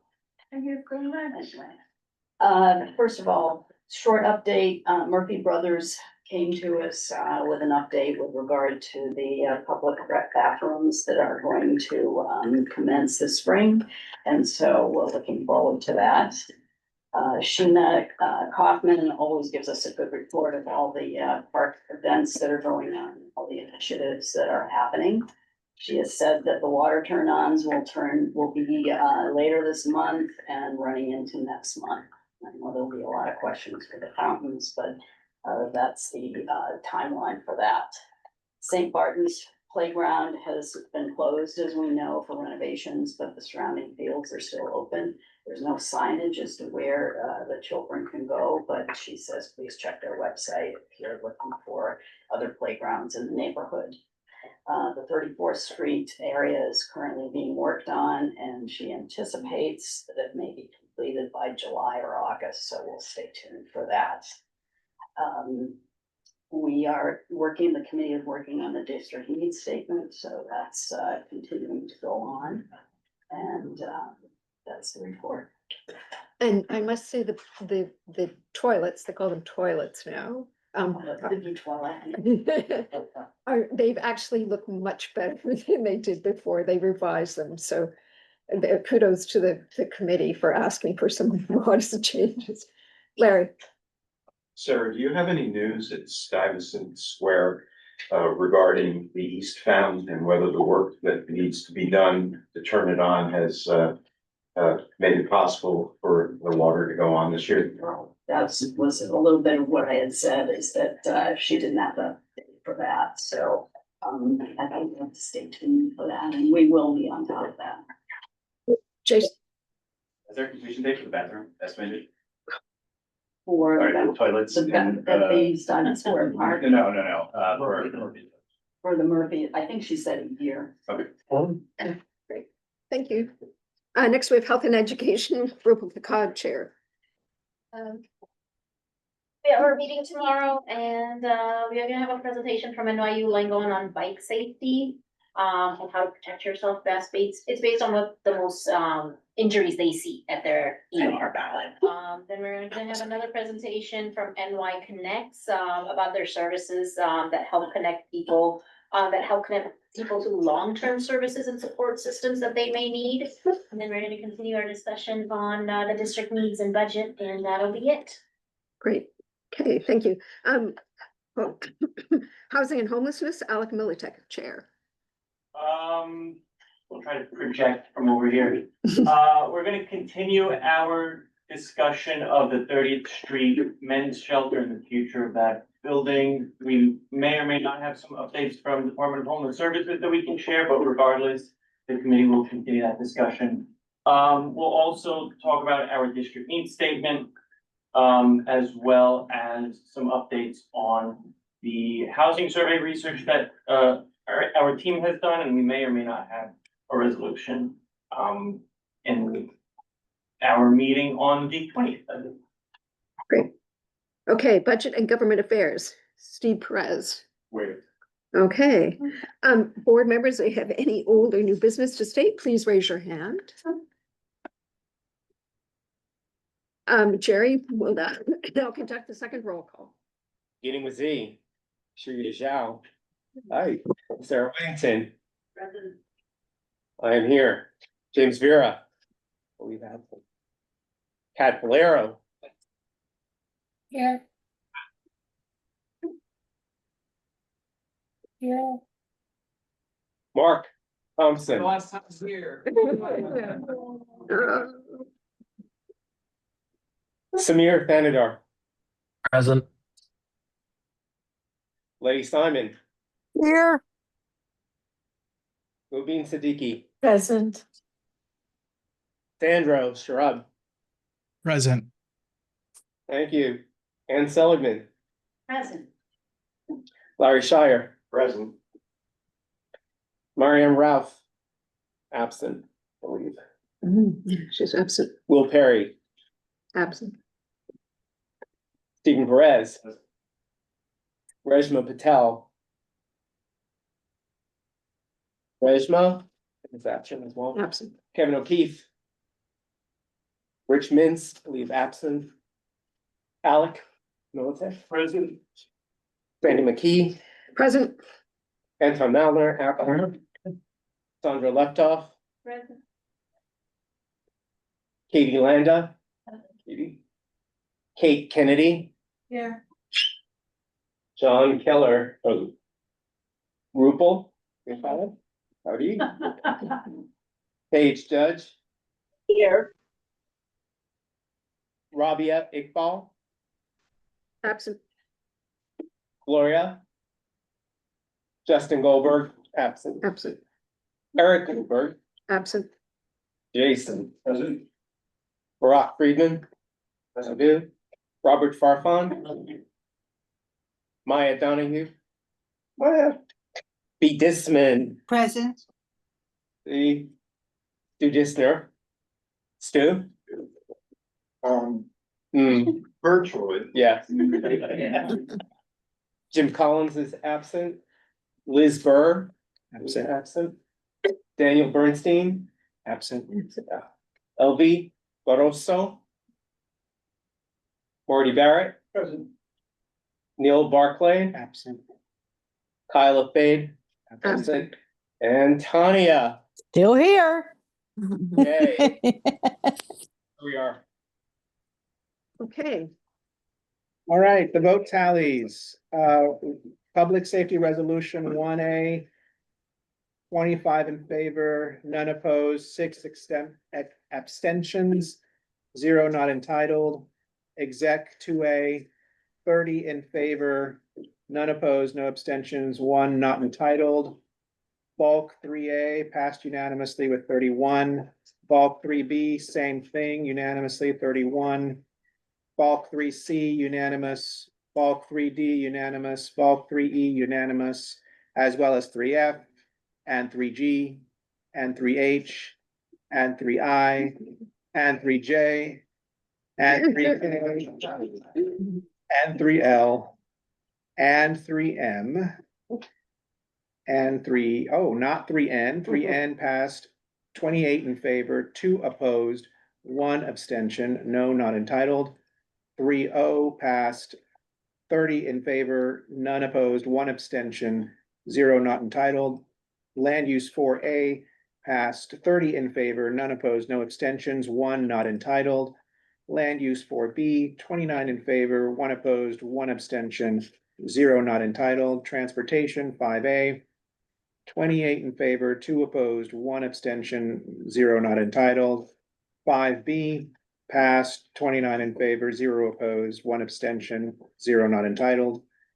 Transportation 5C, 30 in favor, none opposed, no abstentions, 1 not entitled.